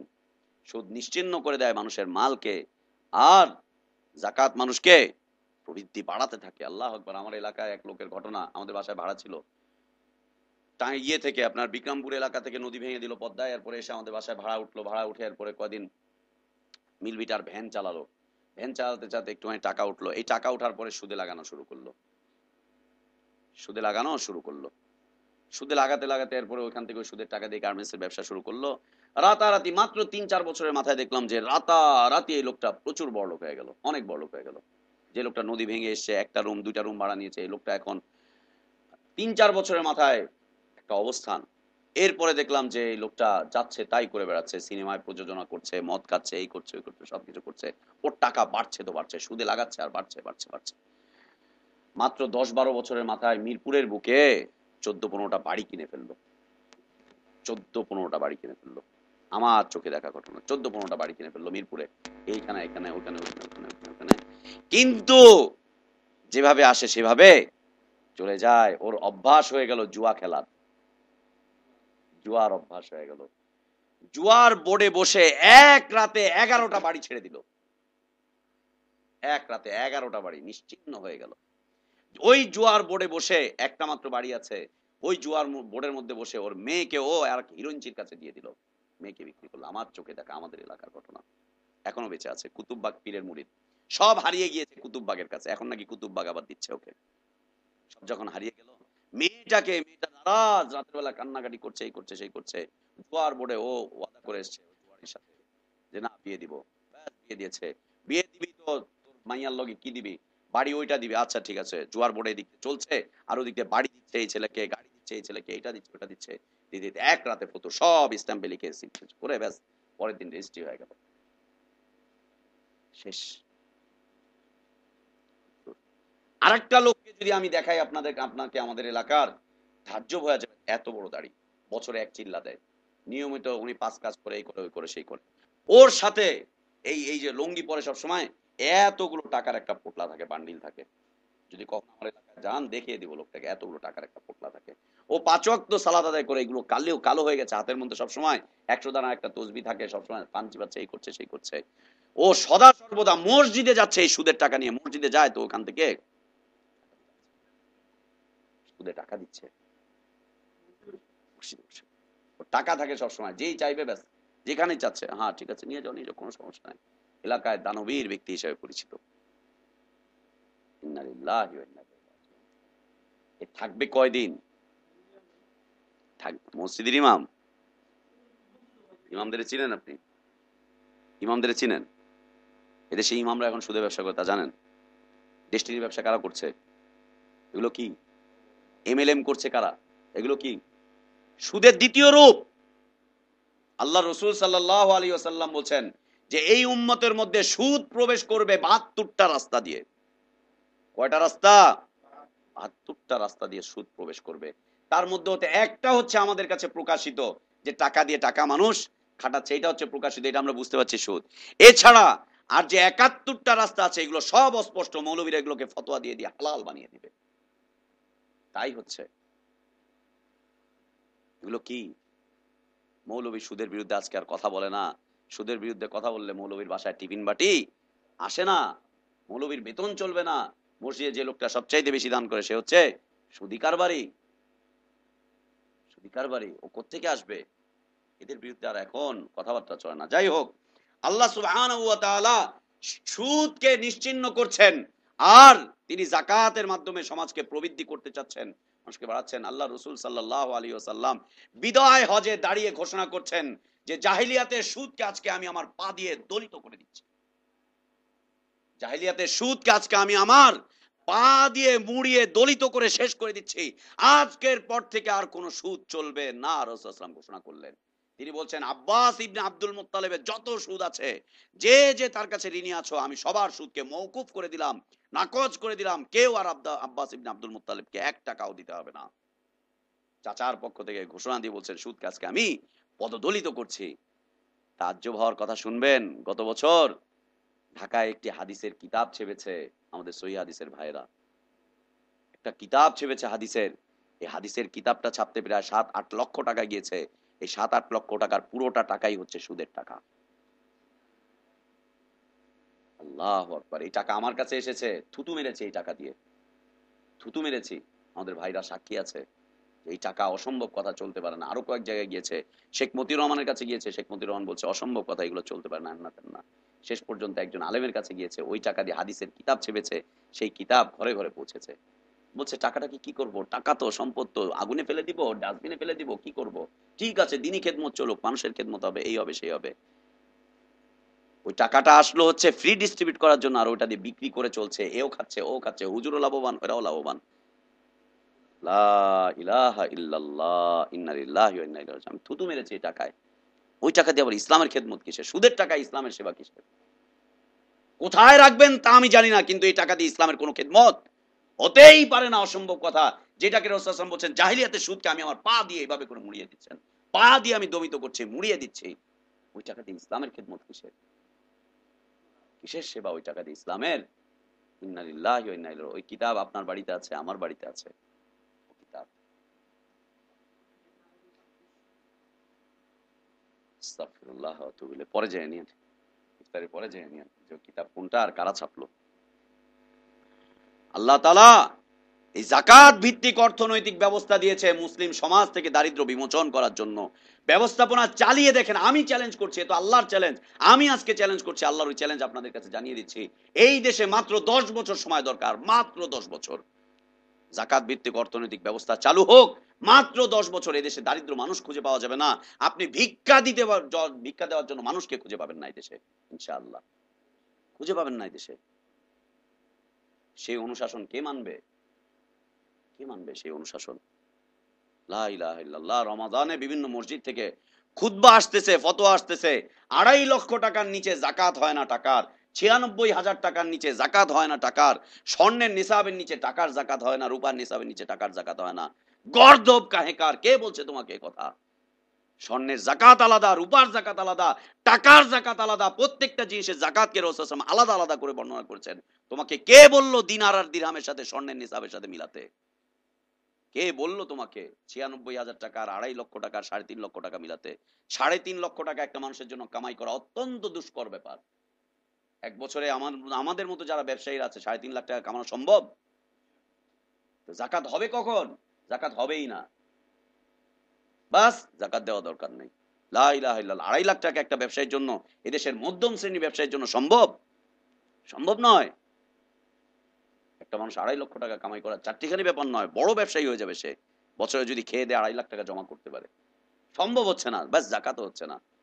1 লাখ টাকা জমা করা একটা লোকের জন্য কতটুকু সম্ভব? ঢাকা শহরে প্রতি মাসে যাদের খরচ হয় 30 থেকে 40,000 টাকা, 1 লাখ টাকা জমা করবে কখন? কে দিল এই নিসাব? নিসাব বানালো কে? এই নিসাব তো আল্লাহ এবং তার রাসূলের প্রদত্ত নয়। লা ইলাহা ইল্লাল্লাহ। একটার সাথে আরেকটাকে মিলিয়ে দিয়ে ব্যাস যাকাত, যাকাত নাই, যাকাত নাই। তাদের কাছে আবার উপস্থাপন করার পরে তারা আবার বলছে যে আমাদের কেন্দ্র থেকে এই ফতোয়া চলে এসেছে, আমরা এর বিপরীতে আসলে কিছু বলতে পারছি না। তো একটু ঘাটাঘাটি করেন, দেখেন, ঠিক আছে দেখবো, কিন্তু কি করা যাচ্ছে? লা ইলাহা ইল্লাল্লাহ, আস্তাগফিরুল্লাহ। আল্লাহ সুবহানাহু ওয়া তাআলা এই যাকাত এই শব্দটা আমাদের কাছে, যাকাত শব্দটা আমাদের কাছে একদম পরিচিত। যাকাত শব্দটা আমাদের কাছে পরিচিত এবং প্রসিদ্ধ। যাকাত শব্দের অর্থ হচ্ছে যার মাধ্যমে পরিশুদ্ধ করা হয়, যার মাধ্যমে পরিশুদ্ধ করা হয়। কদ আফলাহা মান যাক্কাহা ফালা তুযাক্কু আনফুসাকুম। এই তাজকিয়া, এই তাজকিয়া নফসের মাধ্যমে, এই যে যাকাত, এই শব্দ থেকে সুফিবাদের জন্ম হয়েছে। তাজকিয়া নফস, যাকাত থেকে তাজকিয়া, সুফিবাদের জন্ম হয়েছে তাজকিয়া নফস। যাকাত পরিশুদ্ধ করে কাকে? মালকে পরিশুদ্ধ করে। টাকার মালিক 2.5 লক্ষ টাকা যতক্ষণ পর্যন্ত আপনি যাকাত, আপনার এই মাল পবিত্র নয়, পুরো মাল হারাম হয়ে যাবে, পুরো মাল হারাম হয়ে যাবে। মালটা পরিশুদ্ধ নয়, আপনি হালাল খেতে পারছেন না।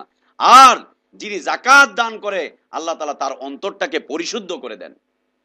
যতক্ষণ পর্যন্ত যাকাত না দিবেন ততক্ষণ পর্যন্ত আপনার অন্তর পরিশুদ্ধ হবে না। অসম্ভব কথা, অন্তর পরিশুদ্ধ হবে না, একেবারে পরিশুদ্ধ হবে না। এই যাকাত হচ্ছে পরিশুদ্ধ করার ব্যাপার, মালকে পরিশুদ্ধ করে। এবং ব্যক্তি যিনি যাকাত আদায় করবেন তাকে আল্লাহ সুবহানাহু ওয়া তাআলা পরিশুদ্ধ করবেন, তাকেও আল্লাহ সুবহানাহু ওয়া তাআলা পরিশুদ্ধ করবেন। যারা যাকাত আদায় করে আল্লাহ সুবহানাহু ওয়া তাআলা রাসূল সাল্লাল্লাহু আলাইহি ওয়াসাল্লামকে বলছেন যে যারা যাকাত আদায় করে আপনি তাদের জন্য দোয়া করেন। ওয়াসাল্লি আলাইহিম খুয মিন আমওয়ালিহিম সাদাকাতান তুতাহিরুহুম ওয়া তুযাক্কিহিম বিহা ওয়াসাল্লি আলাইহিম। আপনি তাদের মাল থেকে যাকাত আহরণ করেন, যাকাত গ্রহণ করেন, উসুল করেন, তাদেরকে পরিশুদ্ধ করেন এবং তাদের জন্য আপনি আল্লাহর কাছে দোয়া করেন আল্লাহ যেন তাদেরকে পরিশুদ্ধ করে দেন।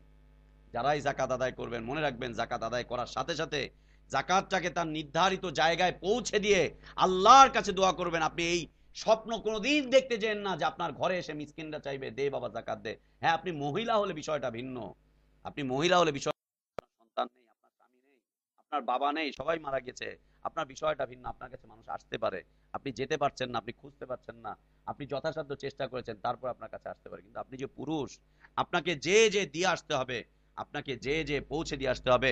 এই জন্য মুআজ ইবনে জাবাল রাদিয়াল্লাহু আনহুকে আল্লাহর রাসূল সাল্লাল্লাহু আলাইহি ওয়াসাল্লাম যখন ইয়ামানের গভর্নর করে পাঠাচ্ছেন তখন তাকে তিনি একটা উপদেশ দিচ্ছেন, মুআজ তোমাকে আমি এমন একটা জাতির কাছে পাঠাচ্ছি যারা শিক্ষিত, দেখো তাদের কাছে কিন্তু কিতাব আছে, তাদের কাছে শিক্ষা দীক্ষা আছে। ইন্নাকা তাতি কওমান মিন আহলিল কিতাব, তাদের কাছে কিতাব আছে, তারা আহলে কিতাব, তাদের কাছে শিক্ষা দিতে দীক্ষা আছে। তুমি তাদেরকে গিয়ে কি করবে জানো?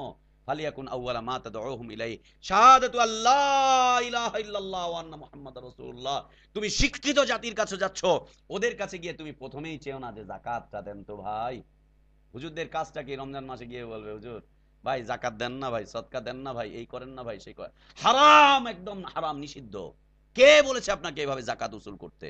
একেবারে নিষিদ্ধ। রাসূল মুআজ ইবনে জাবাল রাদিয়াল্লাহু আনহু পাঠাচ্ছেন ইয়ামানে, বলছেন তুমি তাদেরকে গিয়ে প্রথমে এই কথা বলো যে তোমরা আল্লাহর কালিমা শাহাদা দাও, তাওহীদের শাহাদা দাও, রাসূল সাল্লাল্লাহু আলাইহি ওয়াসাল্লামের রিসালাতের শাহাদা দাও, তোমরা কালিমাকে মেনে নাও, তোমরা তাওহীদকে মেনে নাও। শাহাদাতু আল্লা ইলাহা ইল্লাল্লাহ ওয়া আন্না মুহাম্মাদার রাসূলুল্লাহ, তোমরা এই সাক্ষ্য আগে।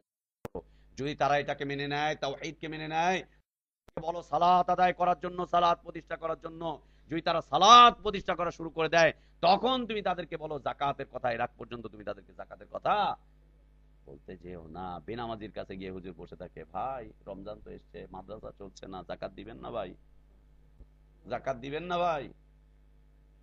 ও তাওহীদ, ও রাসূলের রিসালাত বুঝে না, ও আল্লাহ দ্বীন বোঝে না, ও ইসলাম বোঝে না, আল্লাহ বোঝে না, অর্থ বোঝে না, শর্ত বোঝে না, কিছুই বোঝে না। ওর কাছে গিয়ে যাকাত ফান্ডের তলব করছে। ও বোঝে এদেশে তথাকথিত ইসলামী দলগুলোর যাকাত ফান্ড রয়েছে, অথচ এদের কাছে আল্লাহ তাওহীদ বলতে কোনো কিছুই নেই। তাওহীদ ওদের দরজা থেকে লাঠি দিয়ে পিটিয়ে বের করে দিয়েছে। কারণ যতক্ষণ পর্যন্ত আল্লাহ তাওহীদ থাকবে ততক্ষণ পর্যন্ত ওদের দল দলীয়তা টিকে থাকতে পারবে না। অতএব সর্বপ্রথম কি করো? লা ইলাহা ইল্লাল্লাহর মূল অর্থ শর্তগুলোকে বের করে দাও, অর্থ শর্তকে বের করে দাও, আর পরিবর্তিত আর একটা অর্থ নিয়ে লা ইলাহা ইল্লাল্লাহর উপরে চলো, আর যাকাত আদায় করো আর খাও।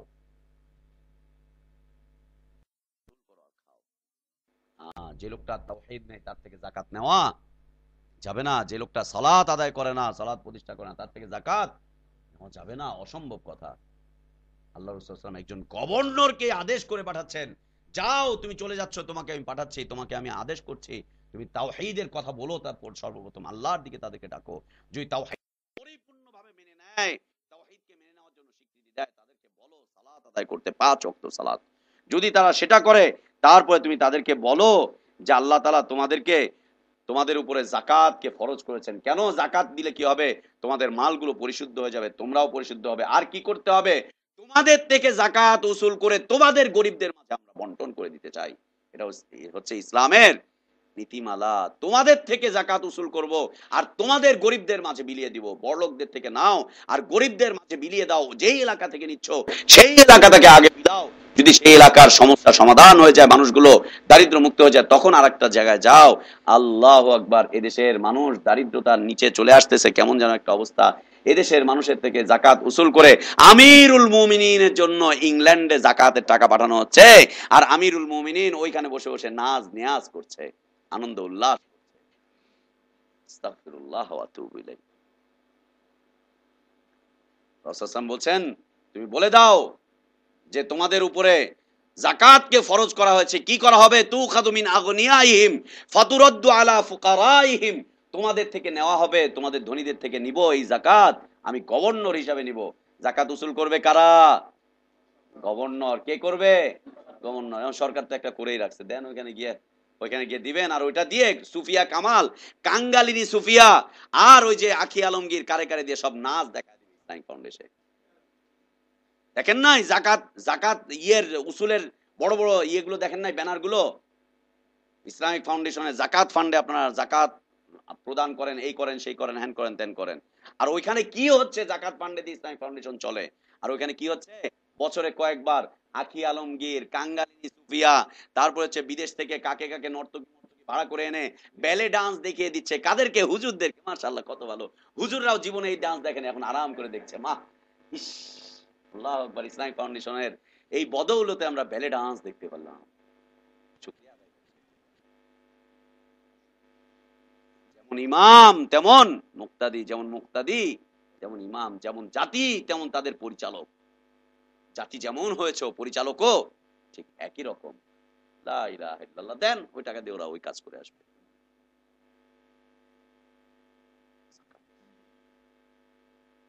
ফাতুরাদ্দু আলা ফুকারাইহিম। এবং তা আল্লাহ রাসূল সাল্লাল্লাহু আলাইহি ওয়াসাল্লাম তাকে আবার শিখিয়ে দিচ্ছেন, একটা মূলনীতি শিখাচ্ছেন, ওয়াত্তাকি দাওয়াতাল মাজলুম। দেখো, এগুলো নিতে গিয়ে তুমি যেন আবার ভালো ভালোকে নিবে, খারাপ খারাপ গুলোকে ছেড়ে দিবে, এটা করতে যেও না।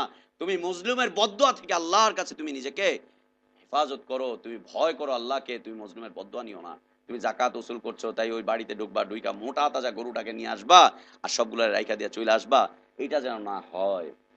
হ্যাঁ, নজরুল ভাইয়ের বাড়িটা দখল দেওয়ার চিন্তা করছি, ওনারে আমরা দিয়ে দিব ওই চিপার বাড়িটা, আর মোহাম্মদপুরের টপ বাড়িটা আমরা দখল করে নিবো। এটা হইতে পারে না, তাই না নজরুল ভাই? তাই না? ইনশাআল্লাহ। আল্লাহ তো ঠিক না, না দখল করার চিন্তা ভাবনা নেই, আপনি টেনশনে যান না, টেনশনে যান না ভাই, টেনশনে যান না। যে আল্লাহর রাস্তায় ভালোটাই দিতে হবে, কিন্তু কেউ যদি উসুল করে তখন ভালোটা বেছে নিতে পারবে না, মধ্যম পন্থাটা নিতে হবে। আল্লাহ সুবহানাহু ওয়া তাআলা যাকাত দান করাকে ওয়াজিব করেছেন।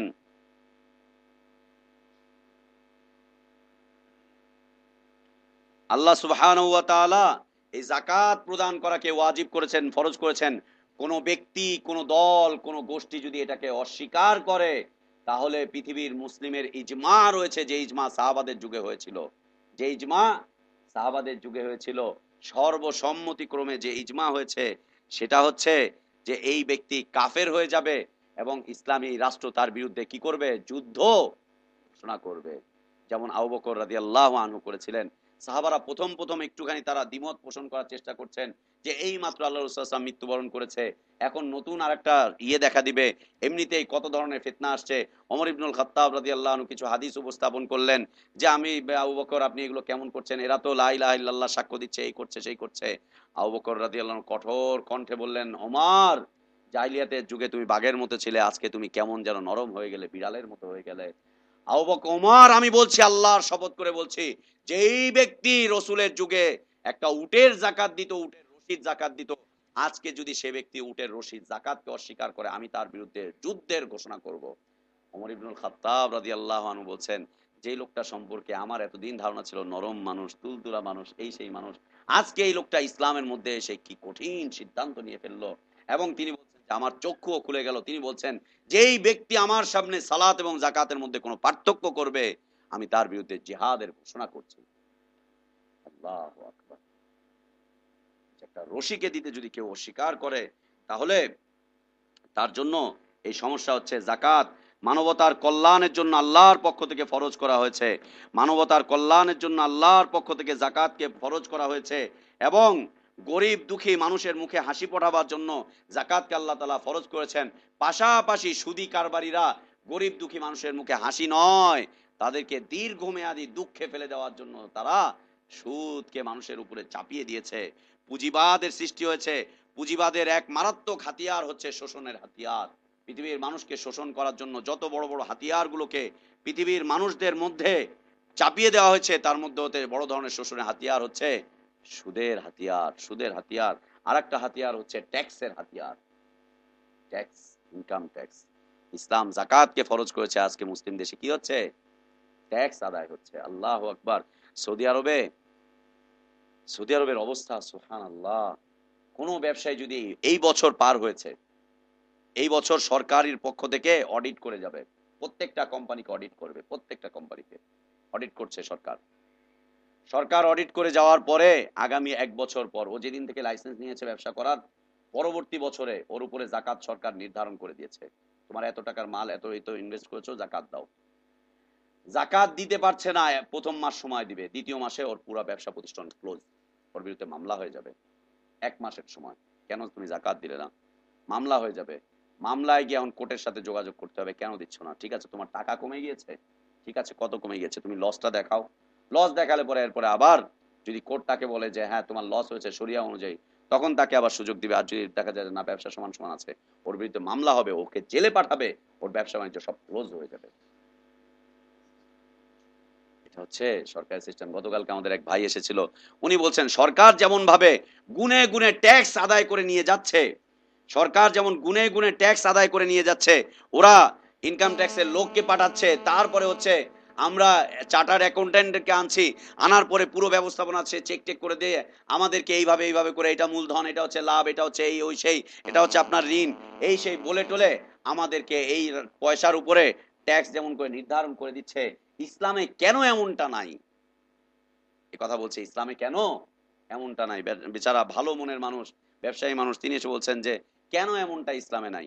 ইসলামে যে এই বিষয়গুলো রয়েছে, এই বিষয়গুলো এই দেশের মানুষ জানে না। এদেশের মানুষ জানে না। গভর্নিং পদ্ধতি নাই তো ইসলামের। রাসূল সাল্লাল্লাহু আলাইহি ওয়াসাল্লাম মুয়াজ বিন জাবালকে গভর্নর করে পাঠাচ্ছেন, তখন বলে দিচ্ছেন তুমি কিন্তু উসুল করে নিয়ে আসবে, প্রত্যেকের মালের হিসাব করে করে উসুল করে নিয়ে আসবে।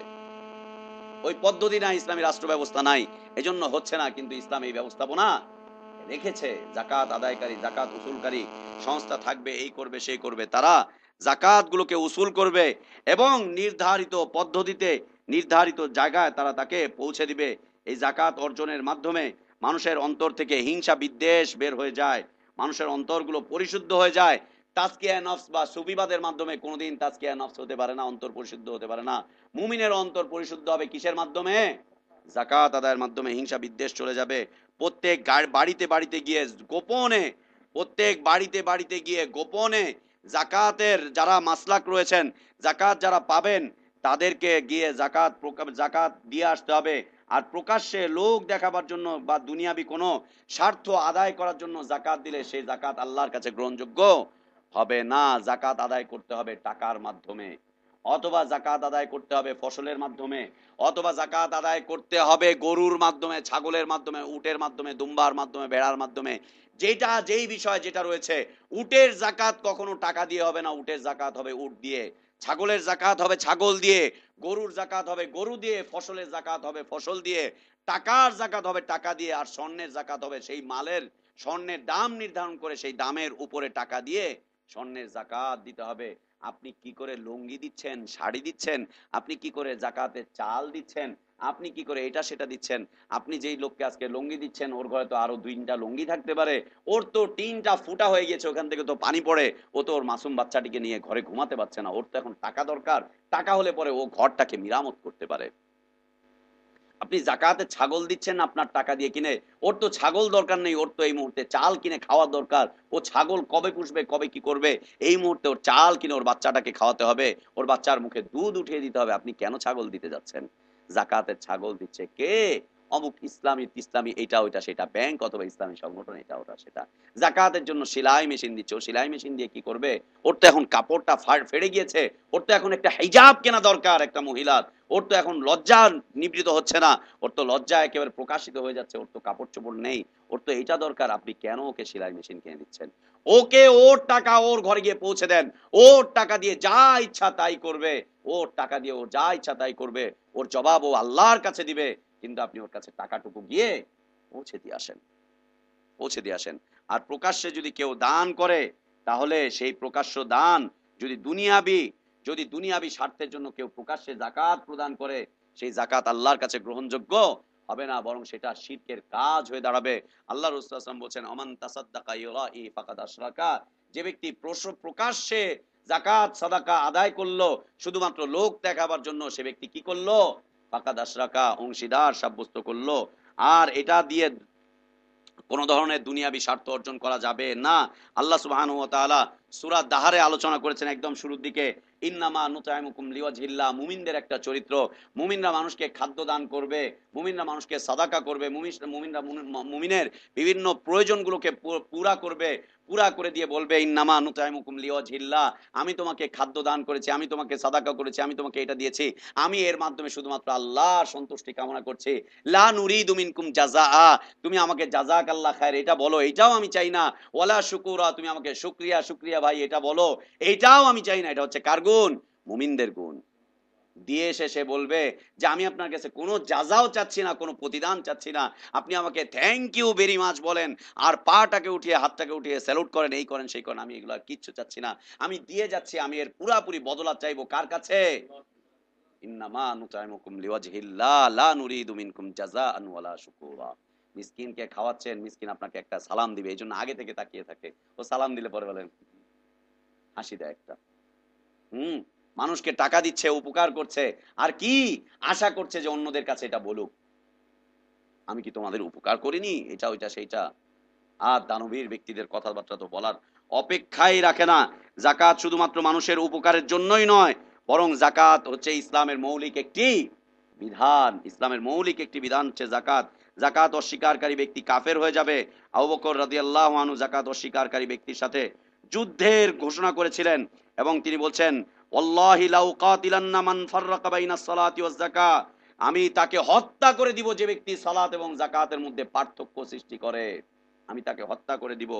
এবং তিনি বলছেন কেন? ফাইন্না যাকাত হাক্কুল মাল, কেন যাকাত হচ্ছে এটা মালের একটা হক, মালের হক, আপনার মালের উপরে একটা হক রয়েছে। আল্লাহি লাউ মানাউনি আকালান, কেউ যদি আমাকে একটা রশি দিতে অস্বীকার করে, রশি যাকাত দিতে অস্বীকার করে, যা রাসূলুল্লাহ সাল্লাল্লাহু আলাইহি ওয়াসাল্লামের সময় দেওয়া হতো, আমি তার বিরুদ্ধে জিহাদ ঘোষণা করব, যুদ্ধের ঘোষণা করছি। হাদিসটি রয়েছে বুখারী এবং মুসলিমের হাদিস। যাকাত আদায় না করার কারণে মার্ক্সবাদ, কমিউনিজম, এই সমস্ত বাদের জন্ম হয়েছে শুধুমাত্র জাকাত আদায় না করার কারণে। কিছুদিন আগে একটা ছেলের সাথে আমাদের বৈঠক হলো, হচ্ছে এই লেলিনবাদের লোক, বলছে ইসলাম কোনোদিন দারিদ্র বিমোচন করতে পারে না, এই জন্য আমরা দারিদ্র বিমোচনের জন্য প্রচেষ্টা চালিয়ে যাচ্ছি। তাদের মূল কাজ হচ্ছে দারিদ্র বিমোচন করা। আমি বললাম কে বলেছে ইসলাম পারে না? বলছে 2.5 লক্ষ টাকার নিচে কোনো মালের জাকাত হয় না, এটা হচ্ছে বাংলাদেশের মুসলিমদের ফতোয়া, এটা ওইটা সেটা, 2.5 লাখ টাকা হবে না তো জাকাত আসবে কি করে? আমি বললাম বাছা, তুমি তো ভুলের স্বর্গরাজ্যে বসবাস করছো। কে বলেছে তোমাকে 2.5 লক্ষ টাকার নিচে জাকাত হবে না? আচ্ছা তুমি বলো কত টাকার উপরে তোমরা ট্যাক্স আদায় করো? বলছে লাখের উপরে ট্যাক্স আদায় করি। আমি বললাম তোমাকে এর চাইতে সহজ পদ্ধতি আমি দেখাই।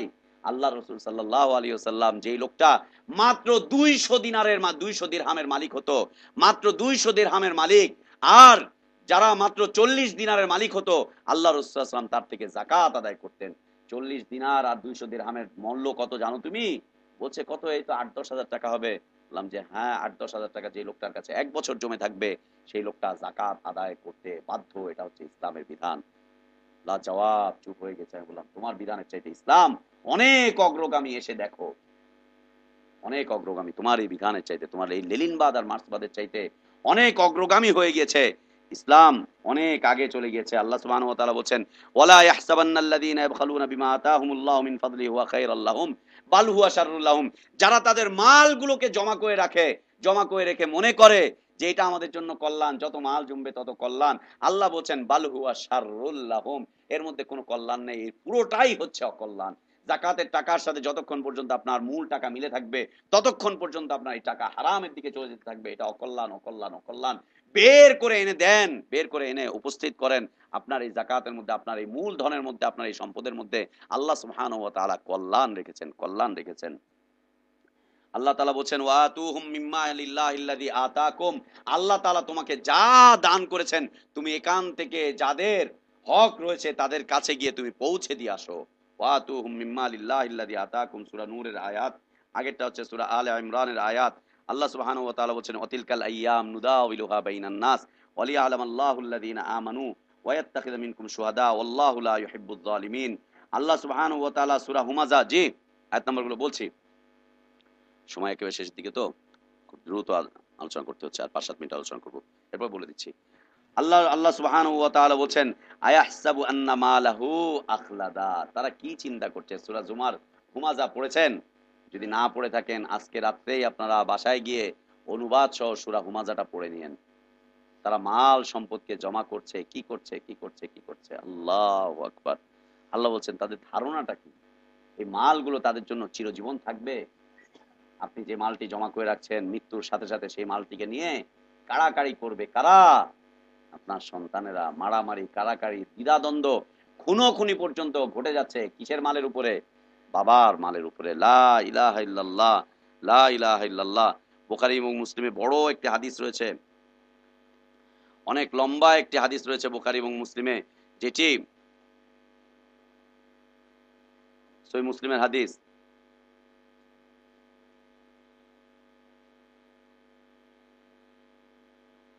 সহিহ মুসলিমে যাকাত অধ্যায়ে বড় একটি হাদিস রয়েছে, যেখানে আল্লাহ রাসূল সাল্লাল্লাহু আলাইহি ওয়াসাল্লাম যাকাতের মাসরাফগুলোকে বর্ণনা করেছেন, যে কোন জিনিসের যাকাত কি কি দিতে হবে, পশুর যাকাত কি দিতে হবে, স্বর্ণ রূপার যাকাত কি দিতে হবে, সবগুলো বিষয়ের আল্লাহ রাসূল সাল্লাল্লাহু আলাইহি ওয়াসাল্লাম বিস্তারিত বর্ণনা দিয়েছেন। বিস্তারিত বর্ণনা রয়েছে, আমরা দেখে নিব ইনশাআল্লাহ। তারপরে হচ্ছে যাকাত কারা পাবে, যাকাত কারা পাবে। আল্লাহ সুবহানাহু ওয়া তাআলা যাকাতের হকদারদের সম্পর্কে আলোচনা করেছেন সূরা তাওবা আয়াত নাম্বার 60। সূরা তাওবা আয়াত নাম্বার 60 আল্লাহ সুবহানাহু ওয়া তাআলা এখানে 8 শ্রেণীর মানুষের জন্য যাকাত গ্রহণ করাকে বৈধ করেছেন। তার মধ্যে প্রথম শ্রেণী হচ্ছে ফকির, দ্বিতীয় শ্রেণী হচ্ছে মিসকিন, তৃতীয় শ্রেণী হচ্ছে যারা যাকাত আদায় করবে তাদের বেতন, চতুর্থ শ্রেণী হচ্ছে সেই সমস্ত অমুসলিম যাদেরকে আকর্ষিত করা হচ্ছে ইসলামের দিকে আসার জন্য, তাকে দেওয়া যেতে পারে, দাস মুক্তির জন্য, ঋণগ্রস্ত ব্যক্তির জন্য, তারপরে হচ্ছে আল্লাহর পথে যারা জিহাদ করছে তাদের জন্য, এবং মুসাফিরদের জন্য। এটা হচ্ছে আল্লাহর পক্ষ থেকে নির্ধারিত একটি বিষয়। আল্লাহ তাআলা বলছেন আল্লাহু আলিমুন হাকিম, আল্লাহই হচ্ছেন আলিম এবং হাকিম। কিয়ামতের দিন তার সম্পদ, যে ব্যক্তি যাকাত আদায় করবে না, যে ব্যক্তি যাকাত আদায় করবে না, কিয়ামতের দিন তার সম্পদগুলো টেকো মাথা বিশিষ্ট একটি বিষধর সাপের আকৃতি ধারণ করে এসে যে ব্যক্তি যাকাত আদায় করেনি তাকে ছোবল মারতে থাকবে। টেকো মাথা টেকো মাথা বিশিষ্ট একটি বিষধর সাপ, বিশাল আকৃতির একটা সাপ, যে সাপের মাথাটা হবে টাক মাথা, ওই টাক মাথাওয়ালা সাপ এসে এই যাকাত যে ব্যক্তি আদায় করেনি তার গলার মধ্যে ঝুলে যাবে। গলার মধ্যে ঝুলে যে তার এই দুই পার্শ্ব থেকে তাকে আঁকড়ে ধরবে, ধরে তাকে ছোবল মারতে থাকবে, ছোবল মারতে থাকবে আর বলতে থাকবে আমি হচ্ছি তোমার সেই সম্পদ যাকে তুমি জমা করে রেখেছিলে, আনা মালুকা আনা কানজুকা, আমি তোমার সেই সম্পদ, আমি তোমার সেই সম্পদ যাকে তুমি জমা করে রেখেছিলে। আল্লাহ রাসূল সাল্লাল্লাহু আলাইহি ওয়াসাল্লাম এই লম্বা হাদিসটি বর্ণনা করছেন যে কিয়ামতের দিন সেই মানুষের অবস্থা এমন হবে যে তাকে সাপ এসে পিছন থেকে আঁকড়ে ধরবে এবং তাকে দুই পাশ থেকে চাপ সৃষ্টি করবে আর তাকে এসে ছোবল মারবে আর বলবে আমি হচ্ছি তোমার মাল। টাকা কি হয়ে যাবে কিয়ামতের দিন? সাপ হয়ে যাবে, বিষধর সাপ হয়ে যাবে। এই বর্ণনা করার পরে আল্লাহ রাসূল সাল্লাল্লাহু আলাইহি ওয়াসাল্লাম সূরা তাওবার এই আয়াতটি তিনি পাঠ করছেন, ওয়াল্লাযীনা ইয়াকনিজুনা আয-যাহাবা ওয়াল ফিদ্দাতা ওয়ালা ইউনফিকুনাহা ফি সাবিলিল্লাহ ফাবাশশিরহুম বিআযাবিন আলীম ইয়াওমা ইউহমা আলাইহা ফি নারি জাহান্নাম ফাতুকওয়া বিহা জিবাহুহুম ওয়া জুনুবুহুম ওয়া যুহুরুহুম হাযা মা কানাসতুম লিআনফুসিকুম ফাযুকু মা কুনতুম তাকনিজুন। সূরা তাওবার আয়াত নাম্বার 34-35। আল্লাহ সুবহানাহু ওয়া তাআলা বলছেন যারা স্বর্ণ এবং রৌপ্য জমা করে রাখে আর তা আল্লাহর পথে ব্যয় করে না, তাদের কঠোর আযাবের সুসংবাদ নবী তাদেরকে তুমি শুনিয়ে দাও। সেদিন জাহান্নামের আগুনকে উত্তপ্ত করা হবে এবং তা দ্বারা তাদের ললাট, তাদের এই ললাট এবং তাদের দুই পার্শ্ব পৃষ্ঠদেহ সবকিছুকে দগ্ধ করে দেওয়া হবে। মালগুলো সেদিন আগুন হয়ে যাবে, আগুন হয়ে তাদের পিঠে সেটা দিয়ে ছেক দেওয়া হবে এবং এই ললাটে তাদেরকে ছেক দেওয়া হবে এবং সেই সময় সেই আগুন থেকে আওয়াজ আসতে থাকবে যে এটা হচ্ছে তোমাদের মাল, হাদা মা কানাসতুম লিআনফুসিকুম ফাযুকু মা কুনতুম তাকনিজুন, এটা হচ্ছে তোমাদের সেই জমাকৃত মাল, তোমাদের সেই জমাকৃত সম্পদ যা তোমরা জমা করে রেখেছিলে, অতএব তোমরা এখন এই জমাকৃত সম্পদের স্বাদ অস্বাদন করো। সম্মানিত উপস্থিতি, যদি এই পৃথিবীর মানুষ 8,000 টাকার উপরে, বাংলাদেশের মানুষ 8,000 টাকার উপরে বর্তমান সময়ে যদি জাকাত আদায় করা শুরু করে দেয়, এদেশে দারিদ্র শ্রেণীর মানুষ খুঁজে পাবেন কোথায়? এদেশে দরিদ্র আছে বলে মনে হয়? মনে হয়? ব্যাংকে যারা ফিক্সড অ্যাকাউন্ট করে রেখেছে, ডিপোজিট করে রেখেছে, কত টাকা আছে? লাখ টাকা আছে। এই লাখ টাকা আর থাকার পরেও এই মহিলা কি করছে? এসে হাত পাচ্ছে। এই মহিলা এসে হাত পাচ্ছে। যদি এই ফতোয়া এই দেশে আজকে জারি করে দেওয়া হয়, রাষ্ট্র যদি আজকে এই ফতোয়া জারি করে দেওয়া হয়, তাহলে দেখেন, খুঁজে দেখেন এই দেশে আপনি জাকাত নেওয়ার মানুষ খুঁজে পাবেন না। জাকাতের ব্যাগ নিয়ে আপনাকে চলে যেতে হবে রংপুরে, জাকাতের ব্যাগ নিয়ে আপনাকে চলে যেতে হবে মংলায়, আপনাকে জাকাতের টাকা নিয়ে চলে যেতে হবে দেশের প্রত্যন্ত অঞ্চলে। খুঁজেই পাবেন না জাকাত নেওয়ার মানুষ আছে কিনা, খুঁজেই পাওয়া যাবে না। ঢাকা শহরে তো খুঁজেই পাওয়া যাবে না, গ্রামে গঞ্জেও খুঁজে পাওয়া যাবে না। এবং ঢাকা শহরে যে সমস্ত ফকিররা রয়েছে, এই ফকিরদের উপরেও দেখা যাবে জাকাত ওয়াজিব হয়ে গিয়েছে। দারিদ্র বিমোচনের সিস্টেম কে দিয়েছে? আল্লাহ সুবহানাহু ওয়া তাআলা দিয়েছেন। আজকে তোমরা লেনিনবাদ, মার্ক্সবাদ, এই বাদ সেই বাদ দিয়ে তোমরা অনেক কথা বলতে পারো, কিন্তু দেখো ইসলামের কাছাকাছি চলে আসো, এদেশে তুমি দরিদ্র মানুষ খুঁজে পাবে না। কেউ খাবে কেউ হবে না, এই স্লোগান তোমাকে দেওয়া লাগবে না। আল্লাহ তাআলা আমাদেরকে ইসলামের প্রত্যেকটা বিধিবিধানকে যথাযথভাবে পালন করার তৌফিক দান করেন, যথাযথভাবে ঈমান অর্জন করার তৌফিক দান করেন, ঈমানের সাথে প্রত্যেকটা বিধিবিধানকে মেনে নেওয়ার তৌফিক দান করেন। সৌদি আরবের থেকে সর্বপ্রথম এই ফতোয়া শুনলাম, শেখ মতিউর রহমান জাকাতের উপরে আলোচনা করতে গিয়ে আমরা তো যেন আকাশ থেকে পড়ে যাচ্ছে। কি অবস্থা?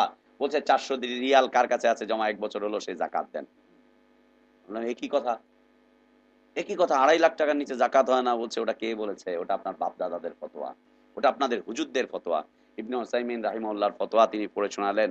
তারপরে সেখান থেকে তিনি এই হাদিসগুলোকে উল্লেখ করলেন। শেখ মতিউর রহমানের জাকাতের আলোচনা পড়বেন, পড়ে আলোচনা শুনবেন, শুনে দেখবেন যে এই দেশের আলেম ওলামাদের সাথে কন্ট্রাডিকশন সৃষ্টি হচ্ছে, এমনকি আহলে হাদিস আলেমদের সাথে কন্ট্রাডিকশন সৃষ্টি হচ্ছে, মাদানী আলেমদের সাথে কন্ট্রাডিকশন সৃষ্টি হচ্ছে। মাদানী আলেম ওলামারা 96,000 টাকা, 2.5 লক্ষ টাকা, 3.5 লক্ষ টাকার ফতোয়া দিচ্ছে। 3.5 লাখ টাকার মালিক তো আমি না। আমি সৌদি আরব থেকে চলে আসার পরে ব্যবসা বাণিজ্য করতে করতে আমার সব মাল শেষ হয়ে গেল, এখন তার আমার উপরে জাকাত ফরজ না। অথচ দেখা যাচ্ছে এখন 1-1.5 লাখ টাকা আমার কাছে আছে। আমি তো বলবো জাকাত দেওয়া লাগবে না। কত মজা, কত ভালো লাগবে। লা ইলাহা ইল্লাল্লাহ। উনি আমাদেরকে যেদিন বললেন আমরা তো আকাশ থেকে পড়ে গেলাম, এ কি অবস্থা, কি বলছে, টক্কর খেয়ে যাচ্ছি। এজন্য সৌদি আরবে দেখেন জাকাত নেওয়ার মতো মানুষ নাই। জাকাতের টাকা তারা এখন কি করছে? অন্যান্য মুসলিম দেশগুলোতে পাঠিয়ে দিচ্ছে, অমুসলিমদের মাঝে তারা বিলি করছে ইসলামের দিকে আকৃষ্ট করার জন্য। এদেশের আলেম ওলামারা এই ফতোয়া দেয় না যে কাফের মুশরিকদেরকেও জাকাত দেওয়া যাবে, এই ফতোয়া দেয় না। কেন? জাকাতের 8টা খাতের বর্ণনা আল্লাহ সুবহানাহু ওয়া তাআলা করেছে, আপনি 8টা খাতেরই বর্ণনা করেন। 8টা খাতের বর্ণনা না দিয়ে খালি বলছে দেশের কওমি খারিজি মাদ্রাসাগুলোতে দান করেন, কওমি খারিজি মাদ্রাসাগুলোতে দান করেন। এত সমস্যা কেন? আপনার বাড়িতে অনেক টাকা জমছে, আপনি জমি বিক্রি করে আপনি আপনার কওমি খারিজি মাদ্রাসা চালান না, সমস্যা কোথায়? আপনার সম্পদ খালি জমছে, ফ্ল্যাট হচ্ছে, এই হচ্ছে সেই হচ্ছে, আর কওমি খারিজি মাদ্রাসাগুলোতে দান করেন, এখানে দিনের এই হচ্ছে সেই হচ্ছে। খালি কওমি খারিজি মাদ্রাসা ছেলেপেলেরা জাকাত খেয়ে খেয়ে কেন এত বড় হবে? আপনি প্রতি মাসে 20,000 টাকা কামাই করছেন, আপনি কেন আপনার অরিজিনাল টাকা থেকে দুইটা এতিম ছেলের খরচ প্রতি মাসে চালাচ্ছেন না? কেন চালাচ্ছেন না দুইটা এতিম ছেলের খরচ? দুইটা অসহায় ছেলেকে কেন দিন শেখার জন্য আপনি সাহায্য করছেন না? খালি তাদেরকে জাকাত দিয়ে কেন তাদের উপরে করুণা করতে চাচ্ছেন? জাকাত দিয়ে আপনি করুণা করতে পারেন না। জাকাত হচ্ছে, ওই টাকার মালিক হচ্ছে ওই ছেলে, ওই টাকার মালিক হচ্ছে ওই সন্তান, আপনি এই টাকার মালিক নন। আপনি তার উপরে যদি করুণা করতে চান, আপনি প্রতি বছর যা টাকা কামাই করছেন, প্রতি মাসে যেই টাকা কামাই করছেন, সেই টাকা থেকে আপনি গরিব এতিম মিসকিনকে দেন, মাদ্রাসাগুলোকে চালান, কওমি খারিজি মাদ্রাসাগুলোতে দেন। আপনি প্রত্যেকেই একজন একজন করে এতিম এবং অসহায় মানুষের দায় দায়িত্ব নিয়ে নেন, একজন একজন করে দায় দায়িত্ব নিয়ে নেন। কে রাজি আছেন বলেন? আমরা দ্বীনি শিক্ষা কার্যক্রম পরিচালনা করছি, কে আছেন এই ভাইদের মধ্যে হতে যে প্রতি প্রতি বছর একটা ছেলে যত খরচ আসে দিবেন? কে দিতে রাজি আছেন বলেন? কে কে রাজি আছেন বলেন? মাত্র 2000 করে টাকা লাগবে, একটা ছেলে দিন শিক্ষা করবে, আলেম হবে, প্রতি মাসে তার মাত্র 2000 টাকা করে খরচ লাগবে। কে কে দিবেন? একটা একটা ছেলের খরচ কে কে চালাবেন? নজরুল ভাই, নাসির ভাই খেয়াল রাখেন, নজরুল ভাই, এই ভাই, নুরজামান ভাই তুমি, তারপরে রফিক ভাই আপনি দিবেন, কাউসার ভাই দিবেন। আলহামদুলিল্লাহ, যারা আজকে আলোচনায় আছেন তাদের প্রত্যেকের কাছে আমরা অনুরোধ করছি, একটা একটা ছেলে করে খরচগুলোকে আপনারা চালান, বিশুদ্ধ পয়সা দিয়ে করেন। আপনি যাকাত দিয়ে কেন তাদের উপরে করুণা করতে চাচ্ছেন? জাকাত আর ফিতনা আর মাদ্রাসাগুলোতে ওই পোস্টার আসছে, এই আসছে, সেই আসছে, যে আপনার জাকাতের টাকা দেন, আপনার এইটার দেন, ওটার দেন, মান্যতের টাকা দেন। এইগুলো দিয়ে কেন আপনি একটা মানুষকে আলেম তৈরি করতে চাচ্ছেন? আপনি জাকাত দিয়ে যখন ওই ছেলেটাকে পড়াবেন, ওই ছেলেটা আপনার কাছে আজীবন জাকাত খোর হিসাবে থাকবে। আজকে সকালবেলা ফজরের পরে বিদেশ থেকে একজন লোক ফোন দিয়েছে, কি ভাই আপনার মাদ্রাসা কি জাকাত ফেতরা খাওয়াইন না, পোলা পাইন আসেনি, তাইলে আমি কিছু দিতাম। কথা শুনে এত রাগ উঠলো, আমি বললাম যে এই পৃথিবীতে যদি জাকাত খাওয়ার মানুষ থাকে তাহলে আপনি নিজে হচ্ছে সেই জাকাত খোর।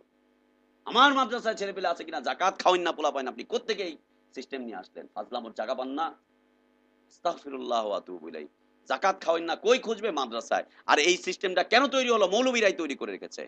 গরিব এতিম অসহায়কে আপনি আপনার কোরবানির চামড়া দেন, জাকাত দেন, ফিতরা দেন, মান্যত দেন, আপনার মালের যত ময়লা আছে সবগুলোকেও দিয়ে খাওয়ান আর দ্বীনের চর্চা করেন। এই দিয়ে ইসলামের দায়ী তৈরি হবে না। আজকে যে এই মুখ দিয়ে এতগুলো কথা আসছে, আল্লাহর কসম করে বলছি, একটা পয়সা আমার বাপ আমাকে জাকাত খাওয়ায় নাই।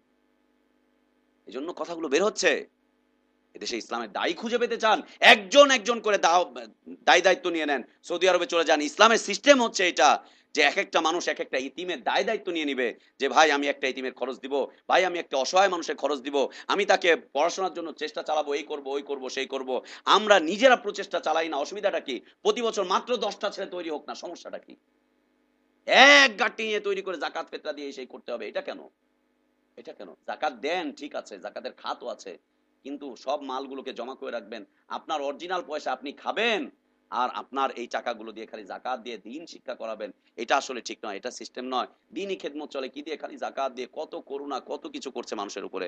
এই সিস্টেম আসলে ঠিক নয়। আল্লাহ তাআলা আমাদেরকে যথাযথভাবে দিন শিক্ষা করার তৌফিক দান করেন, দিনের উপরে টিকে থাকার তৌফিক দান করেন। আল্লাহ আমাদেরকে দিন প্রচারের কাজে আত্মনিয়োগ করার তৌফিক দান করেন। যারা যারা ওয়াদা করেছেন রমাদানের পর থেকে প্রতি মাসে আল্লাহর রাস্তায় আমাদের নাসির ভাইয়ের কাছে আপনারা এসে পৌঁছে দিবেন। আমরা একটা শর্ত, আপনি কোনোদিন দেখতে চাইবেন না, আমি আল্লাহকে সাক্ষ্য রেখে বলছি, আল্লাহকে সাক্ষী রেখে বলছি, আপনাদের আমানতের কোনোদিন খেয়ানত হবে না ইনশাআল্লাহ। কিন্তু আপনি সেই এতিম বাচ্চাটিকে দেখতে চাইবেন না আল্লাহর রাস্তে। কারণ যে বাচ্চাটিকে আপনি দেখতে চাইবেন, ওই বাচ্চাটার মনটা ছোট হয়ে থাকবে, আপনি ওর উপরে করুণা করছেন, ওর মনে থাকবে যে আপনি করুণা করছেন। ওই বাচ্চাটা যাতে এই এই কথা কোনোদিন মনে না করতে পারে, ওই বাচ্চাটা যেন ভাবে যে আমার ভাইরা আমাকে পড়াশোনা করিয়েছে, আমার দিনী ভাই আছে, আমাকে আল্লাহ আমার ব্যবস্থাপনা চালিয়েছে, সবকিছু করেছে।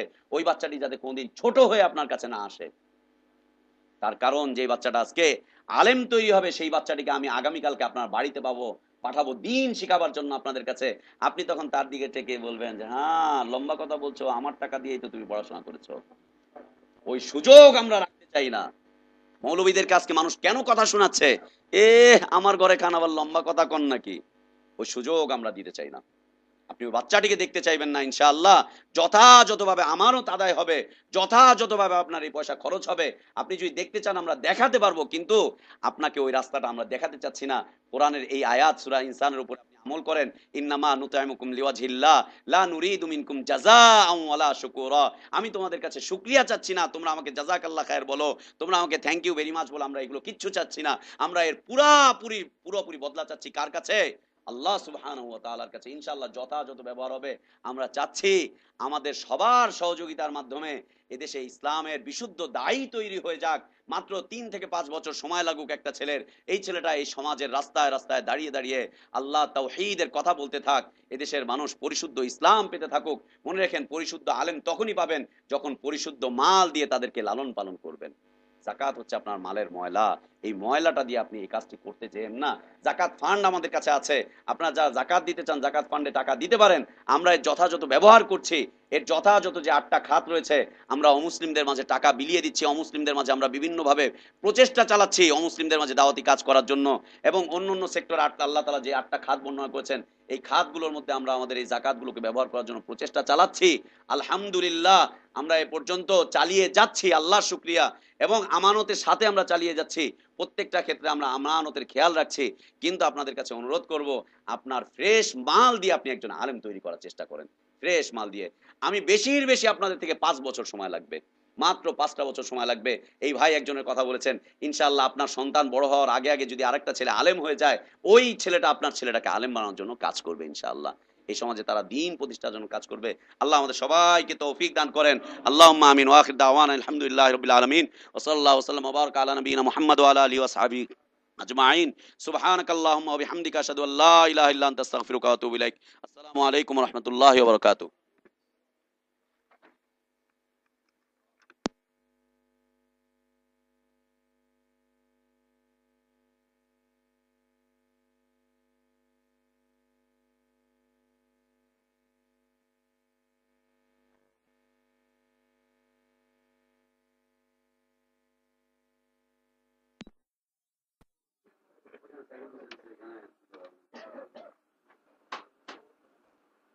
কাজ করেন, কাজ করেন, কাজ করেন, তাড়াতাড়ি তাড়াতাড়ি তাড়াতাড়ি তাড়াতাড়ি। 6:30 বেজে গেছে। ইয়াল্লাহ 8-10 মিনিট আছে মাত্র। কি করে না? খারাপ। আচ্ছা পরে যাবো। কাজ করেন। তাড়াতাড়ি তাড়াতাড়ি, মাত্র 8-10 মিনিট আছে, হাতে হাতে কাজ করেন। গাড়ি থাক, গাড়ি থাক, না থাকো।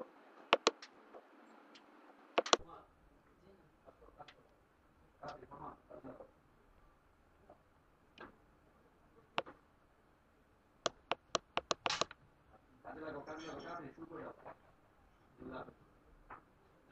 পাতিল কই? পাতিলটা নিয়ে নাও। এই ইন্নালিল্লাহ। তাড়াতাড়ি করলে কিন্তু তাড়াতাড়ি হয় না। তাড়াতাড়ি করলেই কিন্তু তাড়াতাড়ি হয় না।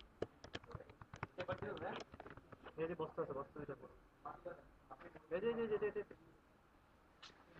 এটা না না এটা না না এটা না।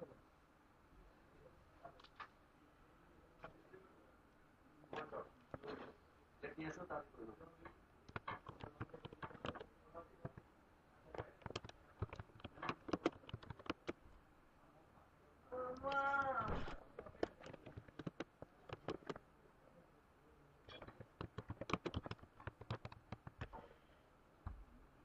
সরা রাখেন আর এই পাশে।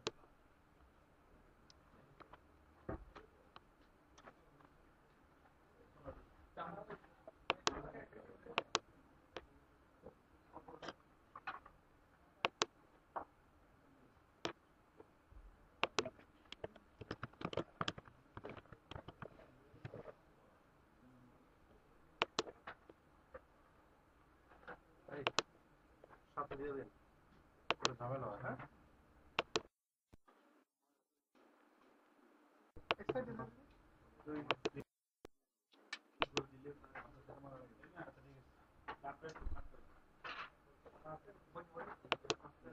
ঠিক আছে।